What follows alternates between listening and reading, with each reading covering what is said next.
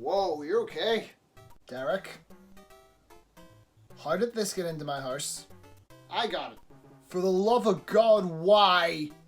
Well, because I noticed that you covered a bunch of Sonic spin-off games and you never covered an actual mainline game, so I decided to, well, why not start with that one? Why this game? It's my favorite. What? Yeah, it's always been my favorite Sonic game ever since it came out. I mean, I know it's not exactly the most loved game in the world, but I don't know, I've always liked it. Oh, so you're one of those fucking guys who's been coming out recently and saying, oh, Sonic 06 isn't that bad. Motherfucker, have you played this game? Have you ever actually beaten it? Yeah. You've never even gotten past Sonic Story, have you? I can never get past White Acropolis. White Acropolis? The snowboard stuff is hard, man, come on. Well then give it another shot, you've barely played the game, so how would you know if anything gets better? You're not gonna let me leave if I don't, are you? You're goddamn right I'm not. Fine. Guess I got no choice but to face my goddamn fears. You're just to book a point next here and we'll go back to point by point. The show where I go point by point through a game or a show or whatever and give you my opinion. I'm Point and yes, I'm finally covering Sonic 06 like I promised I think a couple weeks ago on Instagram. This video did have to get delayed because of some behind the scenes issues with the editing. So yeah, I'm finally getting around to covering this fucking game. So the reason I decided to cover Sonic 06 as the first mainline game I covered is because it's actually been one of the more talked about Sonic games in the past few years, because with the way the Sonic fanbase works, no game is ever set in stone on whether or not it's good or bad. I thought this game would be, but no, now people are starting to come out and say that this game is good. So I'm going to be the one that comes out and sets the record straight on whether or not this game is good or bad. I didn't grow up with the game at all. I actually played this game after I had already played the adventure game, so I hated this game the first time I played it. However, this was my first time playing through the game the full way through, and I was able to see some things that maybe some of the earlier reviewers weren't able to see, so I'm hoping I can kind of be a middle ground when it comes to this game. However, before we start, for those of you who are uneducated as to what this game is, this game came out in 2006 for Sonic's 15th anniversary, and it was meant to be like the biggest Sonic game ever, basically. Like, Sonic Team had been through some shit with Shadow the Hedgehog the year before, and they basically decided, let's reboot the entire series. This game was meant to be a reboot. Now, whether or not it was meant to be a hard reboot that completely rebooted the continuity, or a soft reboot that took previous continuity into account, but it was a new take on the franchise kind of thing, is incredibly unclear. Most people just assume it was going to be a hard reboot, but there's also a lot of evidence to suggest otherwise. I personally think it's a soft reboot, but we'll get more into that as we go on and talk about the game.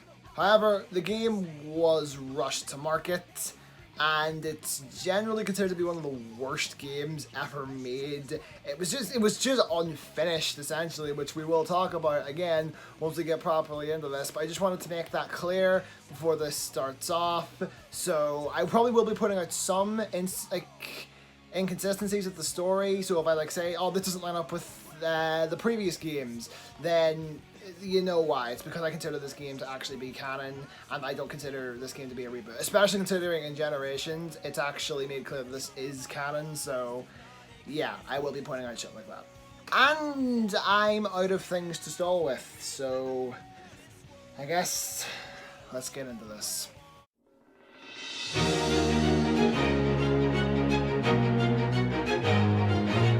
Alright, so right off the bat, this title screen just isn't right. Like, what the fuck even is this? There's ruins in the background. Like, if it wasn't for the words Sonic the Hedgehog being on the screen, this could literally be anything. Replace that logo with anything and it would probably work. It's just generic. But anyway, seeing as Sonic Story is the only thing we can play from the start, I guess it makes sense to start there. So, right off the bat in Sonic Story, the first thing you see is this fucking beautiful CGI cutscene. I know this has gotten some shit over the years because, oh, this looks like Final Fantasy, which is like the most overused thing when talking about this.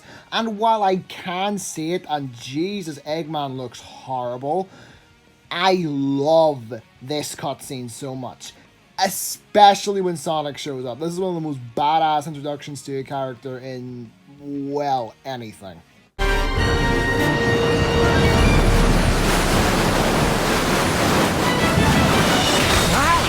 a pretty snazzy performance there. It can't be.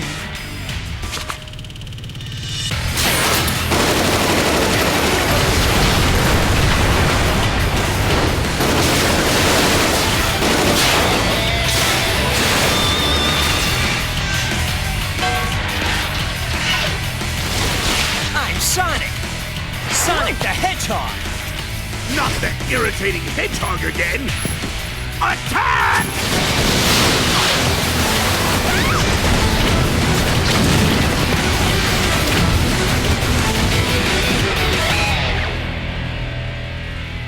I finally found him.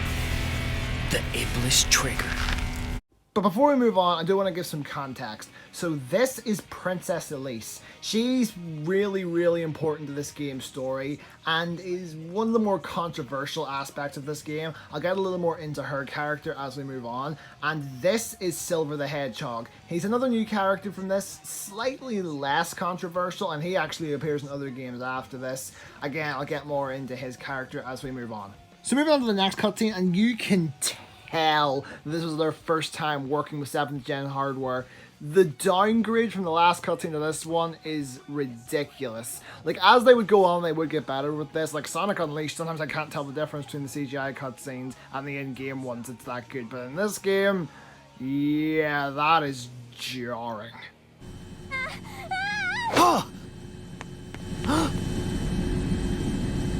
I'm afraid our little game ends now.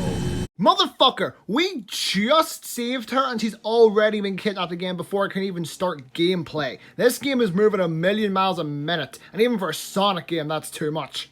Also, hope you like to look at these loading screens, because you're going to be seeing them a lot. They're all over the game, even in places where it feels like they shouldn't be, and they last for like 30 seconds each time. This is ridiculous. Also, apparently Tails is here now. He just kind of pops up out of nowhere, and Sonic kind of freezes in place at the end of this cutscene. So you'd think the first thing you have to do when spawning into the hub world is go to the first level. But no, you need the Lightspeed Dash to do that. And you need money to get the Lightspeed Dash. So you need to actually do a fucking side mission before you can go into the first level. I'm not fucking joking. You have to go and talk to this guy Alberto Robber. And this is like a really good example of the whole loading screen thing as well. Because whenever you talk to him and accept the mission, it loads. Then he says one fucking line of dialogue and it loads again. Then you do this fucking mission, which I think may have been inspired by Superman 64 of all things. And then once you complete it, it loads again. And keep in mind, these are from like 15 to 30 seconds each. It's fucking ridiculous, bro. Who thought that one, having side missions be mandatory was a good idea, and two, having loading screens this long was a good idea? Anyway, once I beat it, I get my rings, I go and buy the Lightspeed Dash, and now I can finally start the first level. Jesus Christ. And you think after all that shit that the first level would actually be worth it, but it's not. It's just a shit version of Emerald Coast from Sonic Adventure 1. And we'll get to the level design, but I first want to talk about the way Sonic plays. First off, you can't jump on enemies anymore. You have to use the homing attack, which doesn't make any fucking sense to me. I mean, yeah, sure, you're probably going to end up using the homing attack anyway, but why remove the feature altogether? Like, it's not the hardest thing to implement. That just doesn't make any sense to me. And beyond that, the spin dash is here, but you can only do it from a standstill, which made sense for the classic games because you had to crouch in order to do it. But now it's just completely useless. Plus, another returning move, the homing attack, just straight up doesn't work right. I mean, don't get me wrong, it's super accurate and all that, but Sonic has to do this cooldown animation in between homing attacks where he does a flip mid-air, which completely disrupts the flow and just makes things tedious. Also, I'm not supposed to be able to do this. Also, there's now a feature where if Sonic runs too fast into a wall, he falls on his ass, which, come the fuck on. That's something that they decided not to implement into Sonic 2 because it broke the flow of gameplay. Why bring it back now, 14 years later? Jesus Christ, they even stole the wheel section of Sonic Adventure. What the fuck happened there? Seriously, look at that. I did nothing wrong there. And suddenly, nope, I'm in the ocean and into the skybox. This game's collision detection is balls. Anyway, at the end of the wheel section, Sonic grabs onto the fin of the wheel for some fucking reason and tells Tails to close the gate so it doesn't get out. And at this point, you switch to Tails. Now, this is actually one of the more interesting parts of the game. You see, each character in the game, Sonic, Shadow, and Silver, has 2 amigos that you will switch to at random points in the level. For Sonic, he has Tails and Knuckles, which makes sense. For Shadow, he has Rouge and Omega, which also makes sense. And for Silver, he has Blaze, which makes sense in this story, and Amy for some fucking reason. And while I do like the concept of this, and I think it's a really cool way to implement playable characters into the game without having to play a million stories, they all basically play like shit, and Tails is no exception. He plays something similar to how he did in SA1, but it's just a shit version of it. He's super slow. The flying feels really sluggish in particular. And as I said earlier, Sonic can't jump on things, and that goes for all the other characters too. So Tails can't jump on enemies anymore. So you may be thinking, well, he can just do the tail swipe, right? Nope. He doesn't even have the tail swipe anymore. Now he throws these dummy ring bombs, which are just basically the ring capsules, but they hurt enemies, and the rings that come out of them are fake. I really don't understand this. Thankfully, this section wasn't too long. Though to be honest, I'd rather play that Tails section over what comes next. See, one thing that's exclusive to Sonic in this game is the max speed sections. Basically, Sonic is running at max speed in these, and you can't stop him. It's basically an auto runner. All you can do is control the direction he goes in. But these are fucking awful. If you hit anything, it's basically a death sentence, and you can't redirect yourself while jumping. These 2 things lead to these being one of the most frustrating things I've ever had to control. Thankfully, there aren't too many of them in the game. I think there's around 4 or something like that, but they're never a pleasant experience. And while this one's bad, it is certainly not the worst. We'll get into the worst later. So yeah, overall, shit level. Terrible Sonic parts, terrible max speed section, Tails section sucks. Let's just move on.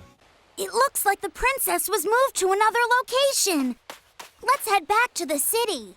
First off, Tails just got demoted from Luigi to Toad in the space of one cutscene. And second, so you're telling me that whole level was fucking pointless? God damn. So back in the whole world, we have to get to the next level, Dusty Desert, which we can see behind these guards here. However, apparently they're limiting access to the desert because Eggman was spotted. Going that way, motherfucker, do you know who I am? So apparently this Lord Regis guy can give us access. However, he's too busy dealing with a child stuck on a roof. Okay, so we have to go and get the child down ourselves for some fucking reason. I mean, the child got up there by themselves, so I don't know why they couldn't just get down by themselves, but whatever. He gives us access to the Dusty Desert, and we can start the stage. Okay, maybe not. Instead, we have to listen to a bunch of bullshit about Elise and fight. What the fuck is that? So that is Egg Cerberus. It's the first boss fight of the game, and it's fucking terrible. So what you have to do is wait for him to get tired, which already is a waiting game, which is never a good thing with boss fights. Then you have to use this weird rail thing on its back to grind towards its horn, which you can then use to guide it into the wall. However, if you know to guide it into the statue, you'll take away half its health rather than a quarter of it.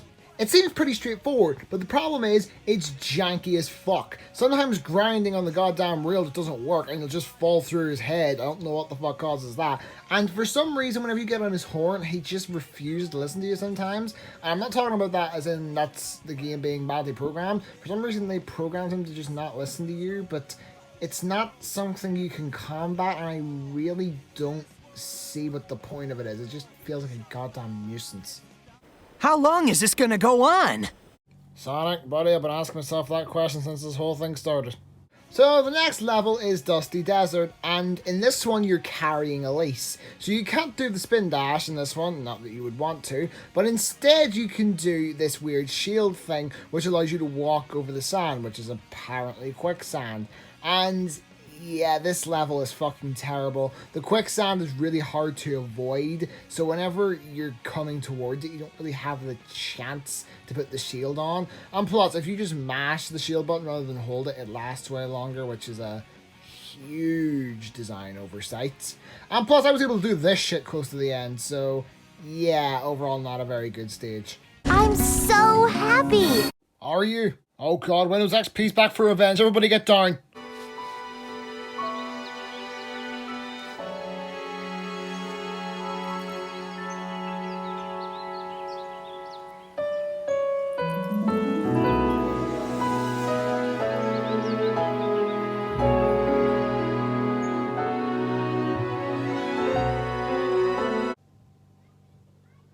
What the fuck? So, after that weird shit, we get an explanation from Elise while walking in front of a green screen what the Flames of Disaster are. Basically, the Flames of Disaster are what her people worship. They're a representation of the sun god Solaris. And Eggman wants to take control of it to take over the world. Even though last time he tried to take over the world by trying to take control of an almighty being with Chaos in Sonic Adventure 1, it backfired on him big time. And he even tried something similar in Sonic Adventure 2 with the Eclipse Cannon, which again ended up backfiring on him. So when is this dude gonna learn? Don't worry. Just raise your head and run.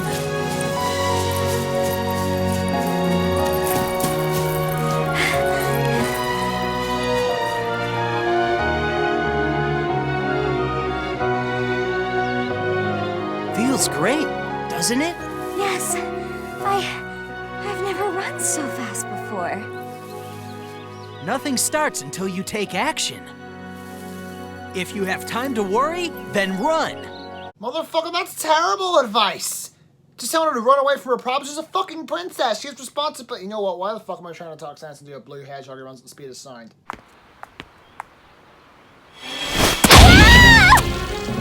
I've been looking for you. You're the Iblis trigger. So here it is. The most infamous part of the game. The silver fight. And people, this fight is just as bad as you've heard, if not worse. It's so fucking janky. I think the worst part of this fight is that if he grabs you and throws you into a wall, it takes you so long to get back up that he's actually caught up with you again and can pick you up right away. You have to make sure you don't get caught by this motherfucker at all, because it is almost always a death sentence. See, what you're supposed to do is constantly keep running away from him until he says, how about this? Then you can homing attack him. But half the time, that doesn't even fucking work. It feels like a game of chance half the fucking time. But I did eventually beat him, and thank fuck, because this is terrible. Hey! Ha!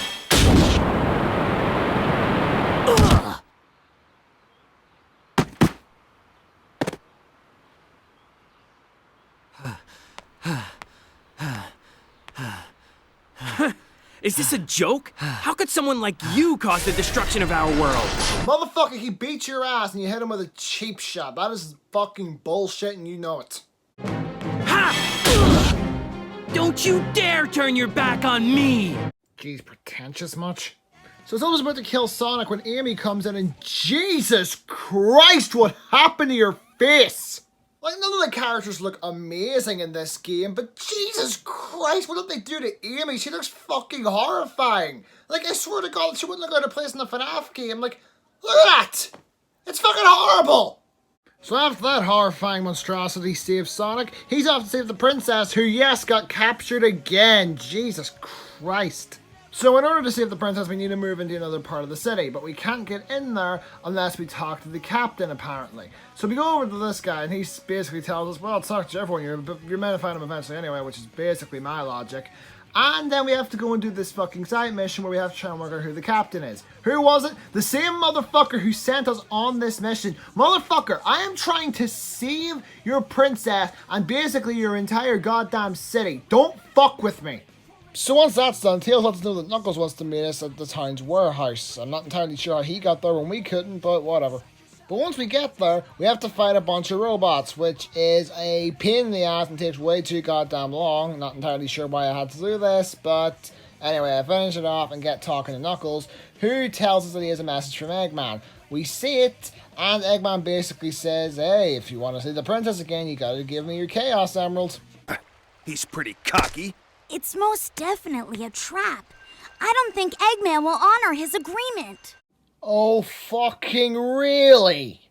So now we have to go to White Acropolis and... Hold up.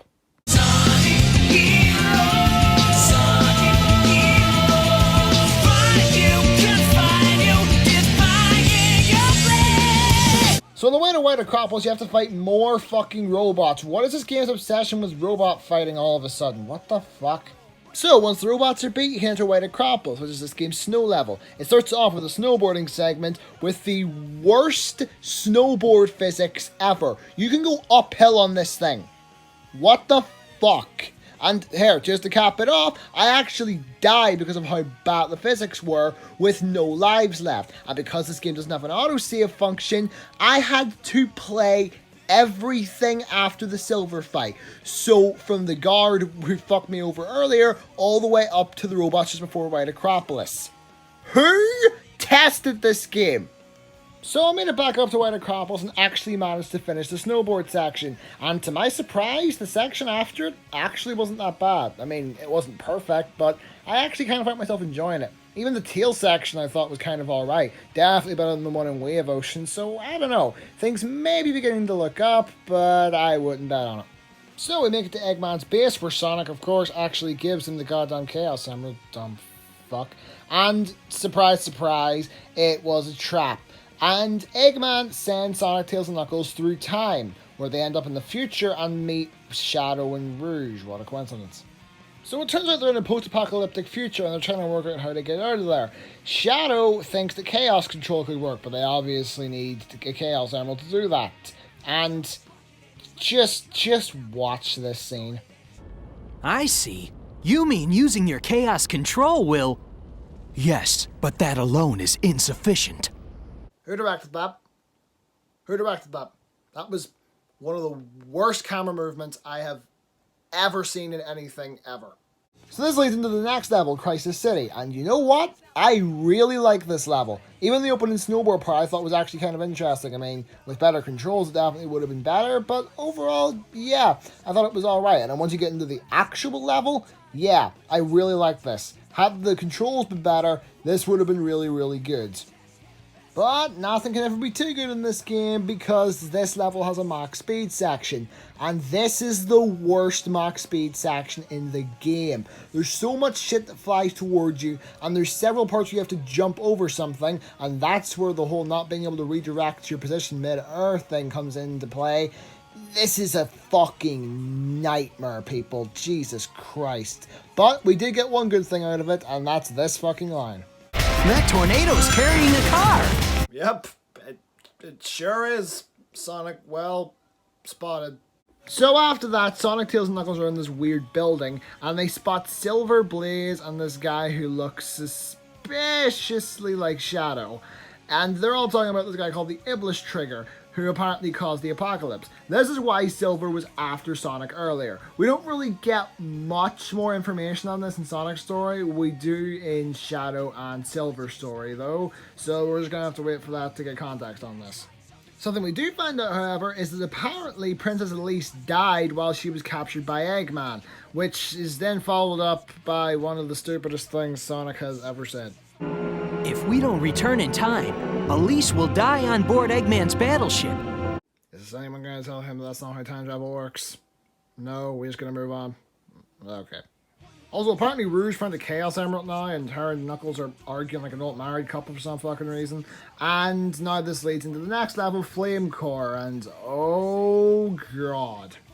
This is one of the worst levels in the game. After Crisis City, you expect the next level to actually be somewhat decent, but no, it's not. One of the worst parts about it are these sections here where you have to fucking kill a bunch of enemies in order to open up these doors, which just shouldn't be a thing in a Sonic level considering they're meant to be run through as fast as possible. And then once you get into the volcano, it gets even worse because you have all these geysers that pop up out of nowhere, these weird tube sections where the camera doesn't work properly, and oh my god, the Knuckles section. When I said all the amigos are terrible, yeah, Knuckles is one of the worst fucking offenders of this. His gameplay is very similar to his gameplay from Adventure 1 and 2, except once again, not being able to jump on enemies hinders him because he can't even glide into enemies, which doesn't make any sense because he glides with his fists front, and his fists have giant fucking spikes on them in case you haven't noticed, so it doesn't make any goddamn sense. And once you're in this room, you have to go, and I'm pretty sure you have to kill every single enemy and light up all these light balls. At least that's how I got it to work. and it does not make that apparent. This is one of the most confusing sections in the entire game, plus Knuckles just plays like shit. Not to mention the fact that they can get stuck on walls randomly. I don't know why that happens, but yeah, sometimes I just can't jump off the wall. I found a Chaos Emerald. Don't touch it! Best line in the game. So that's Iblis. That's the thing that Silver thinks Sonic's going to unleash upon the world. A giant fire penis. And as you can probably guess, this boss fight sucks too. It's yet again just another waiting game. You basically have to wait until Iblis drops all these platforms so you can jump up to the light balls and attract him towards them so you can attack his eye. And it's just not fucking fun. It's tedious as balls. You can jump over there if you don't mind hurting yourself, but you shouldn't have to hurt yourself to beat a fight. Overall, it just took way too goddamn long and just isn't fucking fun in the slightest. So after that, Sonic and Shadow use Chaos Control to open up a portal to the past, and everyone jumps through. But for some reason, Rouge and Shadow just aren't there whenever they come out. I'm not entirely sure what that's about. But now we're just off looking for the princess again. Seriously, we've saved at least so many times now that the plot is trying to go off and do other things like, oh, we're going into the future and this is why all this is happening. But because she keeps getting captured again, I have to keep reverting back to the same shit. The story is going nowhere. It's just going in circles. And that's not helped by the fact that once again, to get into the next stage, we have to go and buy another upgrade. This time being the Bounce Bracelet, which I'll remind you is another item that Sonic already had in a previous game, much like the Lightspeed Dash earlier, which I guess kind of makes sense, but it's still really weird. Also, this might just be me, but something about this just doesn't fucking look right. So the next stage is Radical Train. This is the worst fucking level in the game. This is basically a race against time, which I guess kind of works for a Sonic game, but in this specific circumstance, it doesn't. Basically, you have to get to this area here before the train does. But the problem with this is you have these weird conveyor belt sections which change directions, which are incredibly weird. The homing attack's always fucking you over. The bounce bracelet doesn't really work properly. You have these weird weight scales that if you fuck up even a second, you're just basically fucked. I don't know what the fuck is up with this stage. I just can't see any good in it. And just in case it wasn't bad enough, this stage also has a max speed section. Now while it's not as bad as the one in Crisis City, it's still pretty bad. This train section at the end is oh god. And the rest of it's just as unpleasant as all the other max speed sections. I don't even know what the fuck I can say about it at this point. It's just fucking bad. So apparently Sonic saved Elise off screen. She's talking about some bullshit, I don't even fucking know. When Silver shows up again and is told the Impulse Trigger must die shtick, when suddenly Shadow comes out of fucking nowhere, and Silver calls him Mathless for reasons that we'll talk about later. And fun fact, notice how all three of the main characters are present here? You have to watch this cutscene 3 fucking times. This is my biggest problem with the adventure games, is having to rewatch cutscenes like this. But one thing that I'll give to the adventure games is they at least change the dialogue up. This is just the same scene 3 times. It doesn't even really change perspectives, it's just the same scene. Oh yeah, and Elise got captured again, but even she's had enough of it at this point. She just jumps off the side of the fucking robot, which honestly, I kind of wish Sonic hadn't caught her here because yeah, I have had quite enough of her. So this leads into a boss fight with a robot called the Egg Genesis, and my game crashed. I'm not even kidding, my game just straight up fucking crashed here. So I had to watch that goddamn Shadow and Silver cutscene again because, you know, game doesn't save over that stuff. Plus, the first time I had to play through this because obviously, as I said, I had to play through Sonic Story twice. So that Sonic Shadow Silver cutscene I actually had to watch 5 times overall. Please end me. Oh, jeez, maybe the game was trying to tell me something because this boss fight's just fucking boring. Basically what this is one of those boss fights you have to use a bunch of homing attack chains to get on top of it and then hit its weak spot. But the weak spot is very, very finicky with whether or not it wants to work. I don't know what the deal with this fight is. It wasn't particularly hard or glitchy, it was just fucking boring. So once that's over, Sonic and Elise run away again and have a weird conversation. I owe you a lot, Sonic. Oh god, don't look at her like that. So next up is Tropical Jungle, which I'm gonna be honest is like one of the most forgettable stages in the game. Like I don't remember a single thing about this stage, at least the Sonic version of it. Like I genuinely don't know what to say here. This level's just fucking boring. Now I'm sure some people are gonna say, oh you have the footage to look back over, just look back over the footage. But truth be told, like with all the other stages, I had something to say about them because they stuck in my head.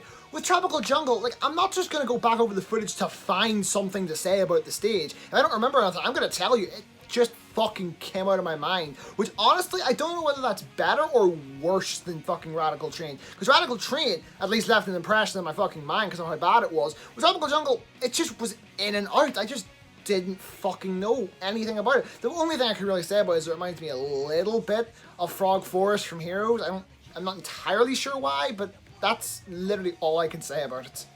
So the game just kind of goes into a random pre-rendered cutscene here, and it sucks that this scene is bad because it's a fucking pre-rendered cutscene, and pre-rendered Sonic cutscenes are usually fucking great. Even the ones on this game are usually really, really good. But, like, this cutscene is terrible. Sonic and Elise just go to this weird tree. Elise starts talking about some bullshit to do with the Flames and Disaster and how she must not cry, because if she cries, then Iblis will be released, which I don't even know if that's what she says, but that's what we find out later. I don't even fucking know. I just blank out half the shit she says at this point. Though I've been frightened many times, I've also enjoyed this adventure. It allowed me to be something other than a princess. I was able to be myself. A girl. What? You have shown no personality throughout this whole goddamn game. And now you're gonna try and pull this whole, this has been an adventure for me shtick. Shut the fuck up. You are a plank of wood in a dress. You have no right to be talking.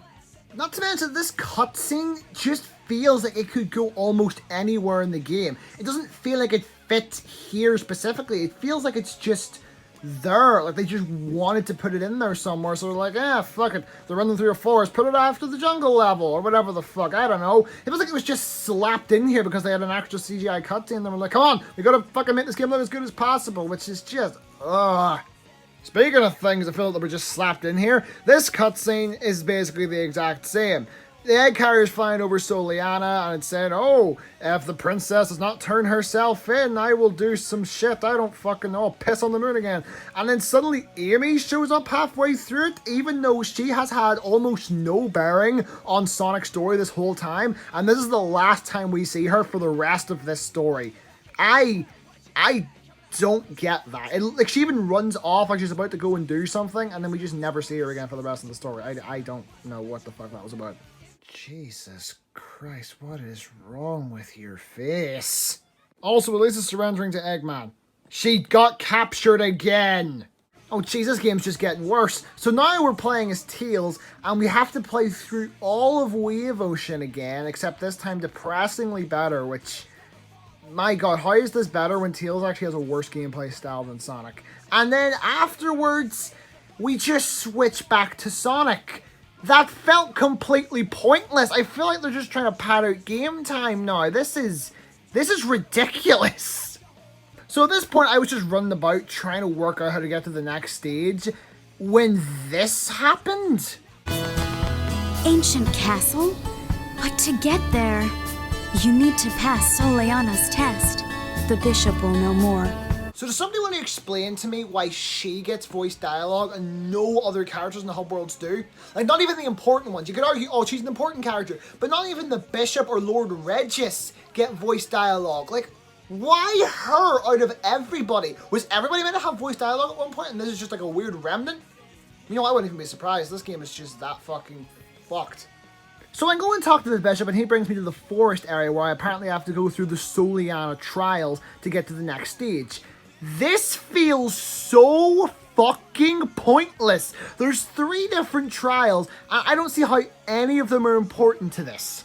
So the first one is the Trial of Knowledge, or the Trial of Intelligence. The game just can't seem to make up its goddamn mind, but they may as well call it the Trial of Luck.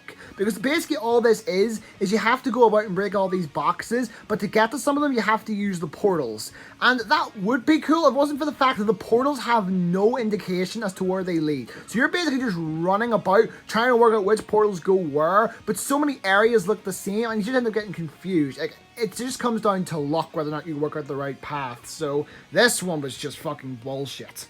So the next one is the Trial of Courage, the only one here that I really think makes any sense, but once again, the name doesn't fit. Basically what you have to do is you have to go and destroy all of these robots with no ring. So it kind of fits, it's like, oh, do you have the courage to go in and do this? But it doesn't even give you the option or anything like that. So I think the Trial of Strength or something like that would have been much better. But this one I can at least see the significance of in some way, so I guess this one makes a little bit of sense.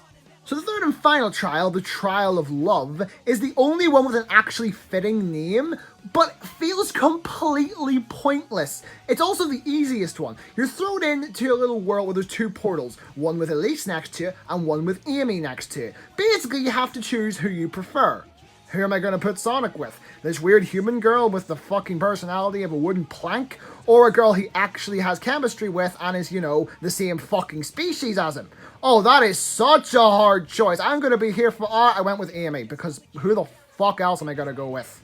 And what bearing does this choice have on the story? Does Sonic end up with Amy at the end instead of Elise? Does Elise maybe more resent him now? Is there a different ending? No.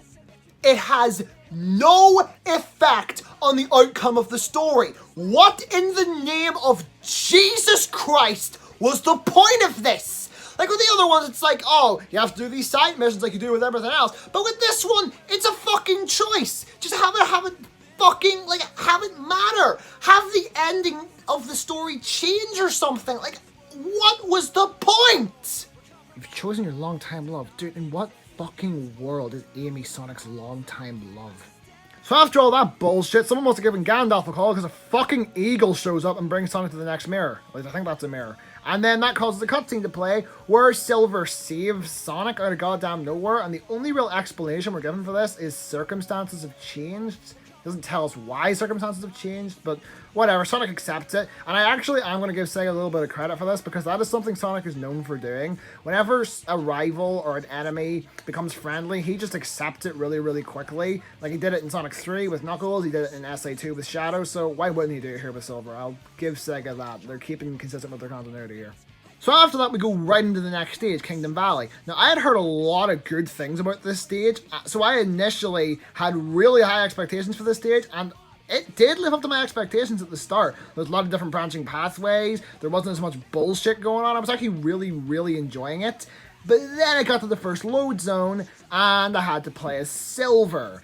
And yeah, I'm not going to touch on Silver's gameplay quite yet. I'll save that for whenever I talk about his story.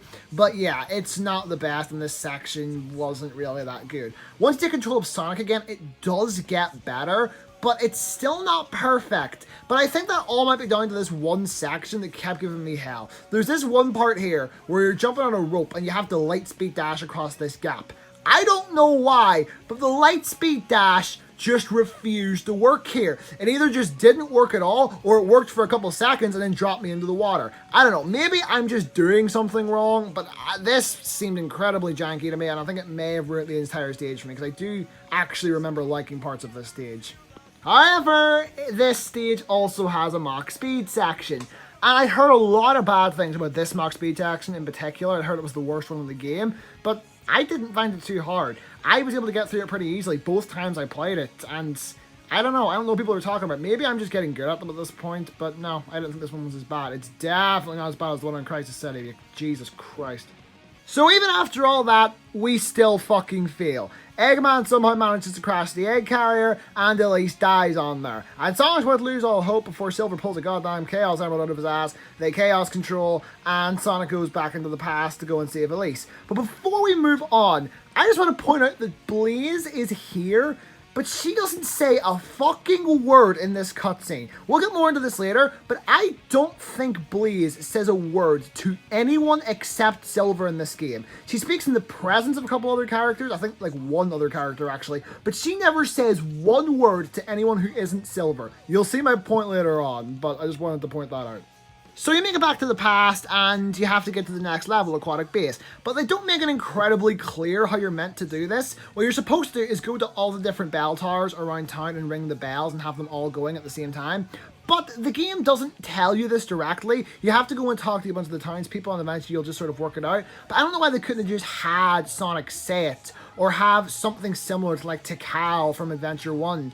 Like, where it just gives you a hint, but apparently not. But before I went into Aquatic Base, I wanted to go and buy something from the store. See, I had been saving my rings all game to get one of these, what's called gems. See, there are gems in this game that basically function as optional power-ups for Sonic, and I specifically wanted to buy the purple gem. See, if you look down in the bottom left corner here, you'll see that meter. What's meant to happen is that meter is supposed to drain the more you use the gem. However, for Sonic, it wasn't fucking programmed right. So he can just use the gems all he wants. And the purple gem is over fucking par. Basically what it does is it shrinks Sonic down and he can jump infinitely. So I was able to jump across huge sections of aquatic base. Like, fucking look at this! I'm just jumping across the fucking stage. How did they let this happen? And the worst thing is, apparently the Sky Gem is really, really broken as well, but I didn't have enough rings to buy it, so I just bought, I think, the Red Gem. I don't actually fucking remember. So, yeah. Keep that in mind if you ever decide to play through this game, because it makes the final stage way less of a hassle. So overall, Aquatic Base is a pretty forgettable stage. It had like a Tails and Knuckles section in there, but I kind of forgot about everything.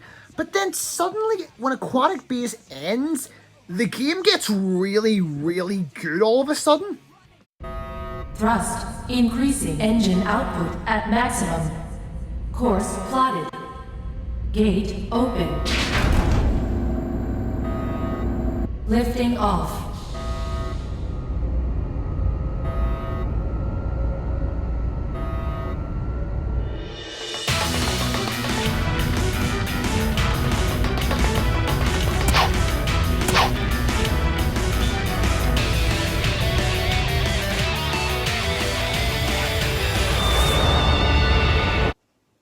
Where did this come from?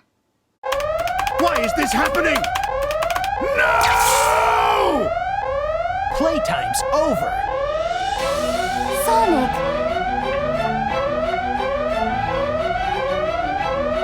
This ship is about to crash. Too bad, Eggman. I'm not finished yet! Okay, why does everybody feel in character now? What the fuck happened all of a sudden? And how this quality even transitions over into the boss fight. I mean, assuming you don't have the Sky Gem, that is. The Sky Gem fucking breaks this fight. But I didn't have the Sky Gem, and I really enjoyed this fight. So basically what you have to do is you have to wait until Eggman charges at the platform and jump on top of his thing like he did with the Egg Surprise. Except it's actually kind of interesting here. And I don't know, I just really, really enjoyed this fight overall. He even starts knocking out some of the ground that you're on after a while, which makes it way more difficult, and you have to really plan where you're going to stand. You have to plan where you're going to collect your rings and stuff.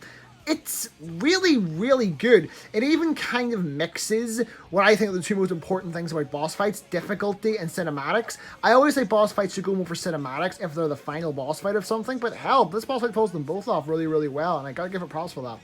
Even after the boss's baby, we get a really cool CG cutscene of Sonic and Elise escaping the egg carrier, while the main theme of the game, His World, plays in the background, and yeah, this is a fucking great scene. The only real problem is that Elise calls back to the whole, if you've got the time to worry, run line from earlier, which she didn't even quote the line right, but it's still a pretty solid scene up until the end where they wink at each other, and it's really fucking weird. But overall, yeah, I think the ending of the story was pretty fucking solid, which is a shock considering all the shit I just had to go through. Except for that. So yeah, in the credits of the stories, they typically play the character's main theme and then the main theme of the game, His World. But His World is also Sonic's theme. So what they did instead was they had an English version of the Dreams Come True song, Sweet, Sweet, Sweet, be made for this, with some remix shit in it. And if you're not aware, Sweet, Sweet, Sweet by Dreams Come True was based on the ending theme of Sonic 2, which is like one of the best ending themes in gaming history. I love the ending to Sonic 2 so fucking much. But this version of the song is so fucking bad, and Channel Pop actually made a whole video on how this song gives him the vibe that Sonic and Elise fucked on that hill afterwards, and I mean, yeah, I see where he gets the vibe from. However, after that's over, it does play His World, and it does get a little bit better, but yeah, this was not a very good movie. You'd be better off listening to just either the original Sonic 2 ending music or the original Dreams Come True song, because this is just fucking horrible. And the worst thing is, there were 3 versions of His World made for this game. There was the main one, which was performed by the lead vocalists of Zebrahead, who are like a rap punk band. And yeah, that version's great, but there were also 2 other versions made. There was one that Zebrahead made with the full band, and that one's fucking awesome. I actually think that one would fit Sonic's character way better than the main version. That probably should have been his theme, while the main version was just the theme of the game. And there's a Crush 40 version, which is fucking great because it's Crush 40, even like changing the lyrics up and everything. So they should have just had one of the other versions play instead of this fucking shit. It would have made the credits way better. So, time to move on to Shadow's story. And if you're not aware, Shadow is literally my favorite video game character of all time. So if they fuck this up, I'm going to be even more pissed than I was about Sonic's story. So it's probably a good thing that this story also starts out with a fucking great pre-rendered cutscene. It's not as cinematic as the one for Sonic's story, but it works perfectly for Shadow. He's just blazing through these robots like he doesn't give a fuck, does the cliche hero pose, all that shit. It's fucking perfect. And then we learn that Shadow is actually working for Gun, which if you played the last game, Shadow the Hedgehog, doesn't really make much sense, but I guess he did say he was putting the past behind him, so I'll accept it. So apparently Shadow's here to save another agent who Gun lost contact with like a day ago, which makes me question why it's taken them this long to send someone in, but it's whatever. So after that, we're right into the first stage, right Acropolis. Why couldn't the Sonic story have done this? So Shadow's gameplay is actually pretty similar to Sonic's. The difference is being that Shadow can't do the spin dash, again, not that you would want to, and he actually has a slightly different homing attack. So when you home onto an enemy, if you mash the A button afterwards, he'll start doing these weird kicks, which kind of remind me of the opening to Shadow the Hedgehog, which would be useful if they worked. I don't know, these never worked for me. See, the enemies have health bars in this game, just like in Sonic Heroes and Shadow the Hedgehog, but unlike in those games, I don't think the health bars need to be here. In Sonic Heroes, it was to encourage you to use the power character, and in Shadow the Hedgehog, it was to encourage you to use the guns. And here, if this was a Shadow-only game, it could be to encourage you to use this kick move, but with the other characters, specifically Sonic, the health bar is just cumbersome. However, Shadow can also do Chaos Spear by jumping and pressing X. I was so excited when I noticed this because I've always wanted Shadow to be able to do Chaos Spear in gameplay, but it was really disappointing. It was basically just a stun attack, which doesn't really make much sense when you know what Chaos Spear can do, but it's whatever, the homing attack still works fine. So after about 3 minutes of gameplay, you switch to Rouge. Turns out that's who Shadow was here to save. And she plays just like Knuckles, depressingly. The only difference being that she throws bombs rather than punches. And while Knuckles' punches weren't the best, these bombs are even worse. So well done, Sonic team. You managed to make Rouge somehow worse than Knuckles. But thankfully, this segment isn't too long, and you're back as Shadow in no time. And this is where we're introduced to the other main element of Shadow's gameplay, the vehicles. They decided to bring the vehicles from Shadow the Hedgehog back. I swear to God, of all things from that game to bring back, they brought back the vehicles. I would honestly rather than bring the guns back. The guns were actually somewhat fun to use and would work with this game's health bar enemies. But no, they brought back the shitty vehicles. Why, Sonic team? Why? Shadow actually had somewhat interesting gameplay. A little worse than Sonic's, but it could have been at least enjoyable. But no, now we have a bunch of mandatory vehicle segments. In this one, you have to use this Jeep here to take down all these light towers before you can finish the stage. And yeah, it controls terribly. This is not a good start. Anyway, I did manage to finish the stage, and Shadow's feet got stuck in the snow for some fucking reason. So we find out that Rouge was apparently sent to get this thing, but Shadow doesn't give a fuck about any of that because he is all business. But then suddenly a bunch of robots appear and we have to fight fucking Egg Cerberus again. And he's just as bad as he was in Sonic's story. This is one thing I do not miss about the adventure style of gameplay, was having to recycle a bunch of shitty boss fights like this. But yeah, he's basically the exact same as he was in Sonic's story. I'm not going to dwell on it too much. So they use a teleporter in Eggman's base and it brings them to this weird place. Why does it bring them here? I don't know, and neither does Shadow. He literally asks Rouge and she says, I don't know, and that's as far as it goes. We never find out why. So Rouge tells us to meet her at the gun rendezvous point in Kingdom Valley. We go there and have to buy the lightspeed dash to get across this broken bridge because this game just refuses to make any goddamn sense, and then we get to play Kingdom Valley. So remember how I said Kingdom Valley was kind of an alright stage for Sonic? Yeah, for Shadow, it's fucking terrible. It starts off with this awful hang gliding segment, and then once that's over, you get to play as Shadow for like 5 fucking seconds before you switch to Rouge.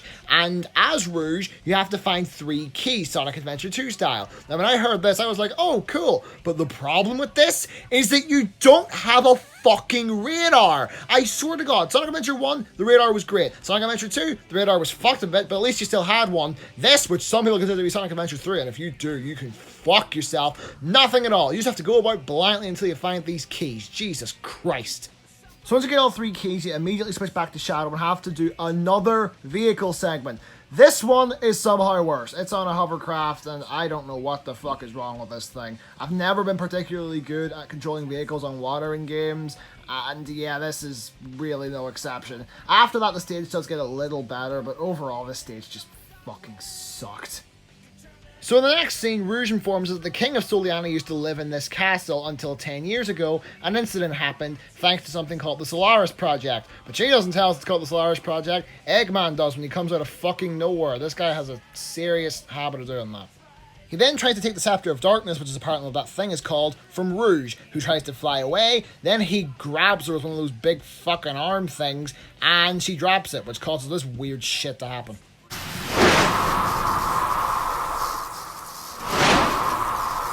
It's no use! Pull back! Pull back! Pull back!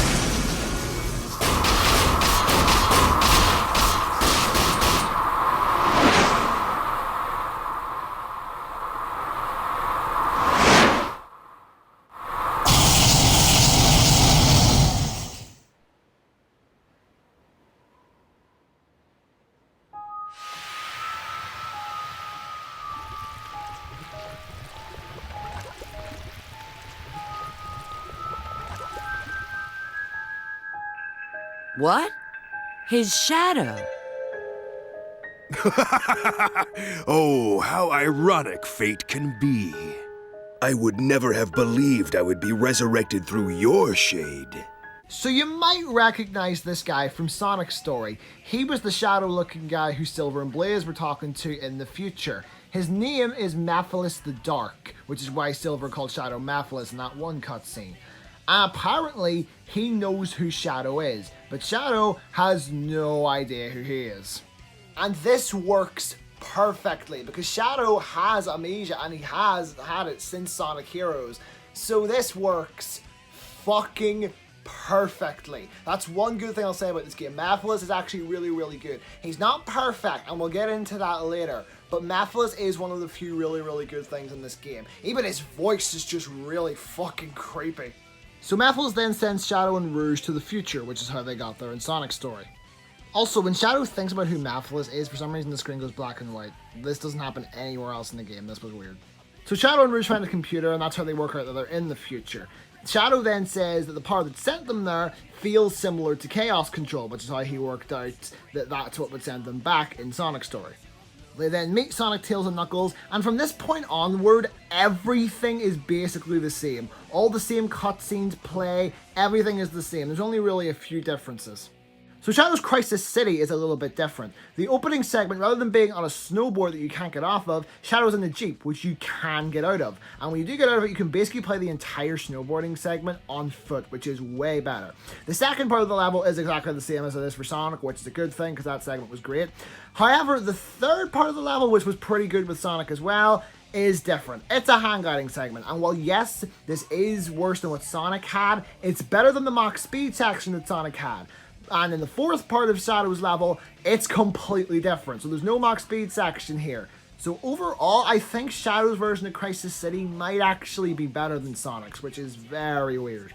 After this, we actually do get a different cutscene where we see that Rouge has found the Chaos Emerald. We still don't get told how the fuck she found it, but she found it. They then come across Omega, who has been shut down for years at this point. And yeah, it's kind of a weirdly sad moment. They're just looking at like the corpse of their friend, which is kind of fucked. The next cutscene is just the same one as you get in Sonic's story, and then Flame Core is also the exact same as in Sonic's story. I don't think a single thing changes about this level. All that's different is that you're playing a Shadow now. Even the Knuckles segment is literally exactly the same, but just with Rouge. So basically you can just throw bombs rather than punches now. This level was no different. Why did I have to play through this bullshit again? After that, once again, same shit as in Sonic Story. Rouge finds a Chaos Emerald, don't touch it, giant fire penis, shitty boss fight, chaos control, jump through the portal, Shadow sees Malphus. Wait. Shadow sees Malphus? So Shadow doesn't go back to the past with Rouge. She lands and realizes the Shadow isn't there. I don't know why she didn't land at the same time as Sonic, Tails, and Knuckles, but whatever. And she realizes that Shadow's trapped in the future. But she has an idea. Have you retrieved the Book of Darkness? I hope somebody got fired for that. I need to contact E123 Omega. So as you may have guessed, Rouge plans to get Omega to help Shadow in the future after they saw him there. But she has to find Omega first, and to find him, we have to go through Tropical Jungle, Rouge's own stage. And I'll admit, I enjoyed this stage, but it wasn't because it was designed well. It's because I was able to use Rouge's glide and climb to basically skip the whole stage. This is why the treasure hunting characters had hunting levels in SA2, because levels like this don't work very well with the design. I mean, I don't know, maybe it was supposed to be played that way, and if it was, well done, this was a fun as shit level to speedrun, but if it wasn't, Jesus Christ. Okay, I'm not sure why Omega was just walking in the jungle like that, but anyway, Rouge finds him. Rouge the Bat. Yep. Omega's just a robot now. That's all he is. He's just a robot. In Sonic Heroes and Shadow the Hedgehog, he was a robot with a personality. He had a fucking taste for vengeance. He wanted to take Eggman's ass down. Now he's just a robot who follows orders. They're ruining every character. I'll go over this more later. This whole character bullshit is going to get its own section of the video. But yeah, they're just ruining all my favorite characters. God fucking damn it! Anyway, Rouge gives Omega the Chaos Emerald, and Omega goes off into standby mode, which is the state he was in whenever they found him in the future. We then cut back to Shadow, who's caught up with Malphus. And of course, he wants to know how the fuck Malphus knows who he is. And Malphus is being incredibly cryptic. He then tells Shadow that apparently in the future, the entire human race blames Shadow for what happened. But Shadow doesn't give a fuck, because of course he doesn't. And then Malphus does this shit. I determine my own destiny.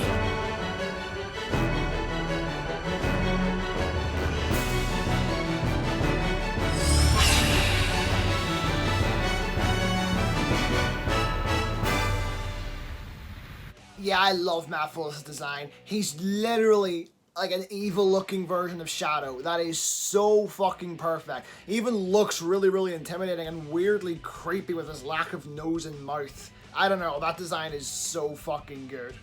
We then go into a really, really cool boss fight with Malphus, where we actually can't attack him because he's re-entered our Shadow. We have to go about and destroy all these weird copies of him that are flying around to build up our gauge down the bottom. And once that's done, we can use our ability to get Malphus to come out of our Shadow and attack him. I don't know why, I really, really liked this fight. I just thought it was a really fucking cool idea to have to build up your shit and get him to come out of your Shadow. I don't know, I love this fight so fucking much. And once you beat him, he throws you into your wall, kind of like Silver did. But then in comes Omega to save the day, and now we have to fight him again with Omega. So this is the first time you play as Omega in the game, and he is the worst character in the game. His bullets don't feel like they have really any impact. It doesn't feel like they're really doing anything. I can never really tell if they're doing damage or not. I don't know. He's just not fun to play as. He has a weird gliding ability which feels super floaty. I don't fucking know. Omega's just not fun to play, and this boss fight isn't particularly good either, so Jesus Christ. So once you beat him, Malphus goes back to the present, and somehow Shadow and Omega follow him. And once you're there, Omega says, I'll help you find Malphus, and then you're told to go and look for Rouge. Apparently Gun have lost contact with her, but as soon as we enter the warehouse, we see her right away. Clearly Gun either weren't trying, or have very shitty communication systems. But clearly Shadow gives zero fucks because he leaves to find Malphus right away, and Rouge and Omega are just sat there not knowing what the fuck to do. Seriously, after he leaves, the only thing that happens is Rouge talks about how he hasn't changed much. I don't know why he would change much. And then she tells somebody at Gun to look up all information on the Scepter of Darkness. I literally have no idea what goes on here. Not to mention the fact that apparently Gun didn't have contact with Rouge before this, but you know what, I'm spending way too long on this one cutscene. So Shadow's looking for Mephiles, but he has to ask Eggman questions or something beforehand, so we have to go and look for Eggman. And to get to him, we have to go through Radical Train, which is exactly the same as it was in Sonic's story, except instead of a Mach Speed section, we do a vehicle section, which in Crisis City was better, but in this case, it's far fucking worse, because this vehicle section mustn't have been tested. The fucking bike can get trapped at several points within the section. There's also a weird glitch where if you hop this ramp here into the next section on a bike, it works fine. But off a bike, Shadow gets stuck for a few seconds. I don't know. This was a fucking nightmare.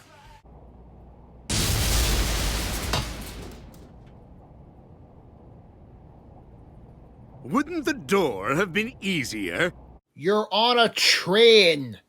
So Shadow asks Eggman about Mephiles, and Eggman basically just says, you have to find out on your own, so go and look for him. And once you capture him, bring him to me and I'll tell you about the Solaris project. And Shadow just goes along with it. Like, come the fuck on, that's some shit Knuckles would do. Shadow would know better than to do that, Jesus Christ. So back with this cutscene, if you remember in Sonic's story whenever he ran away, Shadow and Silver were left there. So what happens? They fight. And you have to play the Silver boss fight again, but this time it's in a different location. It's a much bigger location, but for some reason in this location Silver takes fucking forever to do his how about this attack that lets you attack him. It's not even that it's much harder, it's just way more tedious.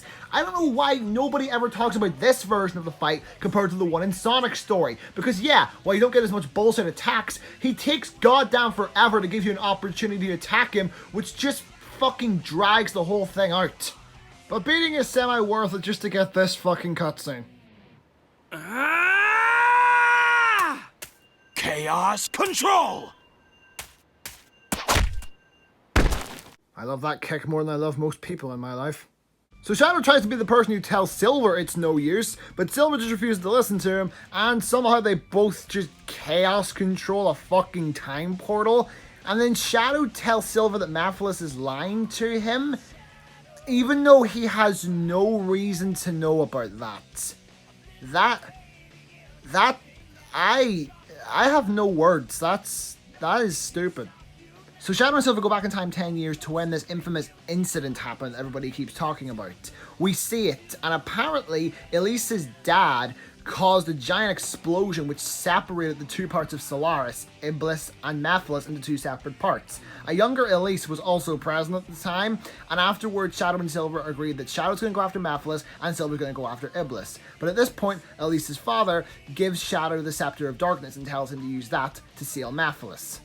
So now we're playing through Aquatic Base, which looks no fucking different here than it does in Sonic's story, despite the fact that they're 10 years apart. And we also play as Silver at one point, despite the fact that they apparently went separate ways, and the cutscene afterwards also implies that, so that doesn't really make much sense. And once again, this level fails to leave an impression on me. I don't know what it is about this level, but I can never remember anything about it after I've played it. It's just fucking boring.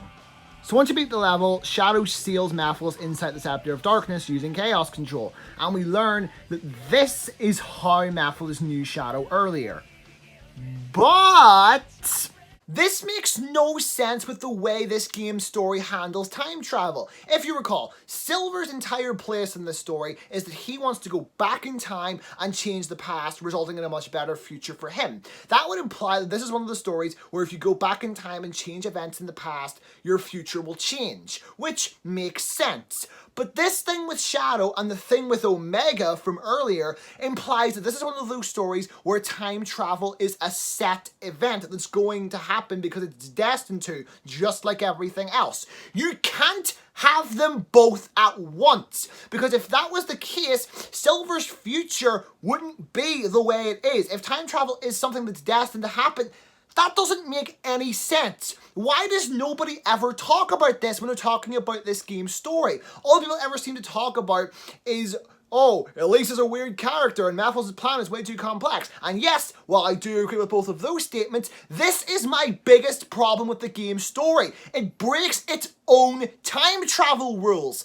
It fucking throws everything out the damn window. And it annoys me that nobody brings this shit up. I fucking don't even know what to say. That makes no fucking sense.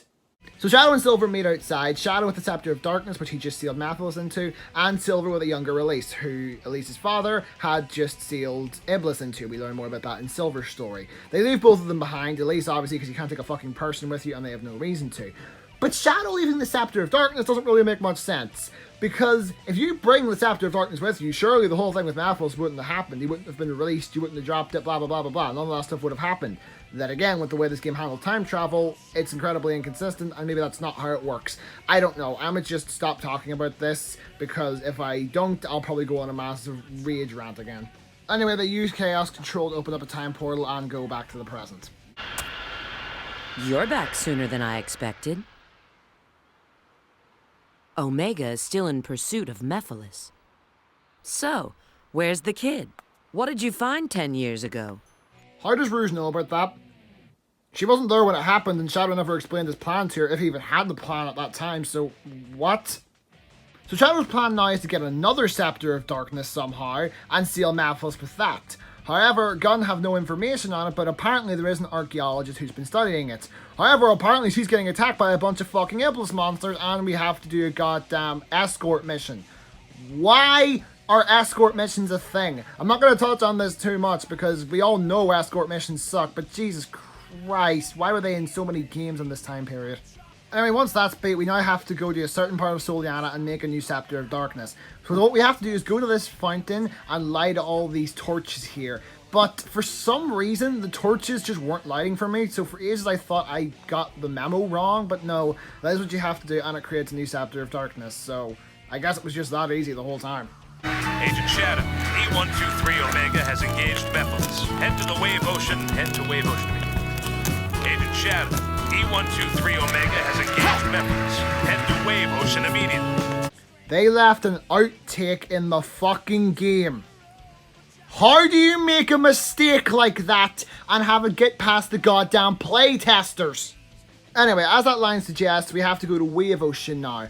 And oh my god, I thought Sonic's Wave Ocean was bad, but Shadow's Wave Ocean is so much worse. It starts off with a hand guiding segment, which these are just fucking terrible, and this is the worst of the bunch. Then once that's over, you go into an Omega section, which, as I said, Omega is the worst character in the fucking game, so that's fucking torture. Then we go into an on-foot Shadow section, which could have been good, but it was way too confusing. It's not very often a Sonic level is confusing, but yeah, this was weirdly confusing. I didn't know where the fuck I was supposed to go. Then after that, you go into a boat section. The boat sections always suck, and then the stage is over, so my god. That is probably one of the worst stages in the entire game. I'm not even exaggerating.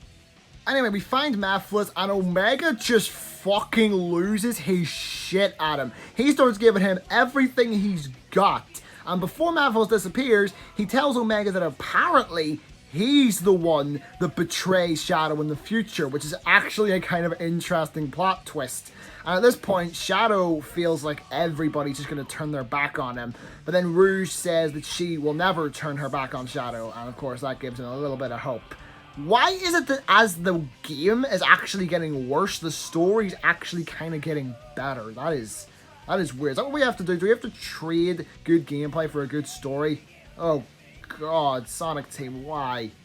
So after this, we don't even go back into the hub world. We're just thrown right into a mission where we have to destroy a bunch of enemies that are apparently invading from the desert. And once that's over, we can enter Shadow's final stage, Dusty Desert.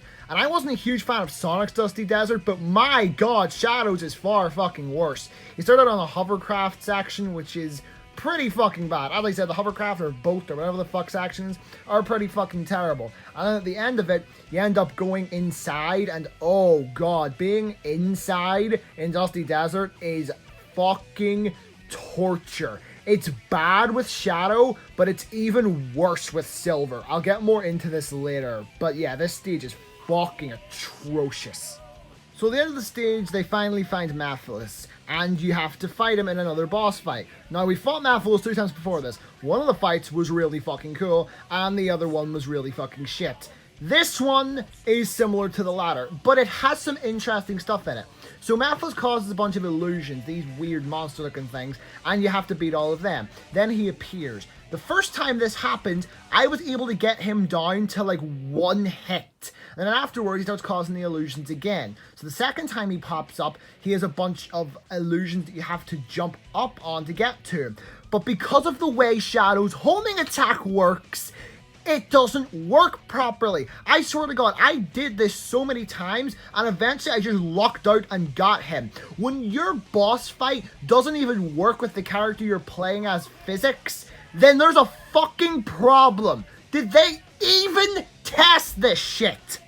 Anyway, once you beat the fight, you get this cutscene. And look, I know I've been really harsh on Shadow's story, and it's just because I really, really don't like it, which I'm sure is going to shock some people, considering Shadow is my favorite video game character of all time, and this is considered to be one of the better parts of the game, but I really, really didn't like this story. But this scene is my favorite Shadow moment in any Sonic game. Just watch this shit.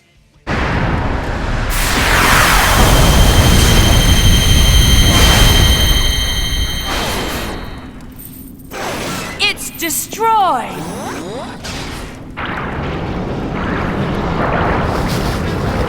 The Eye of Now absorbed your power through your shadow in the past. What may have worked 10 years ago no longer does.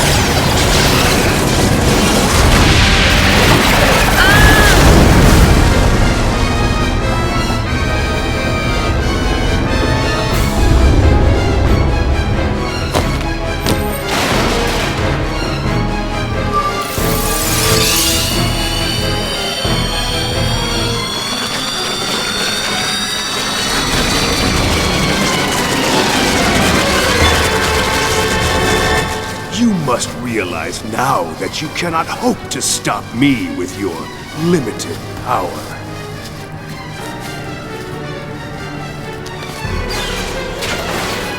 So you say. It's futile. The world will betray you. Why fight at all? Why risk your life for those who will persecute you later? If the world chooses to become my enemy, I will fight like I always have.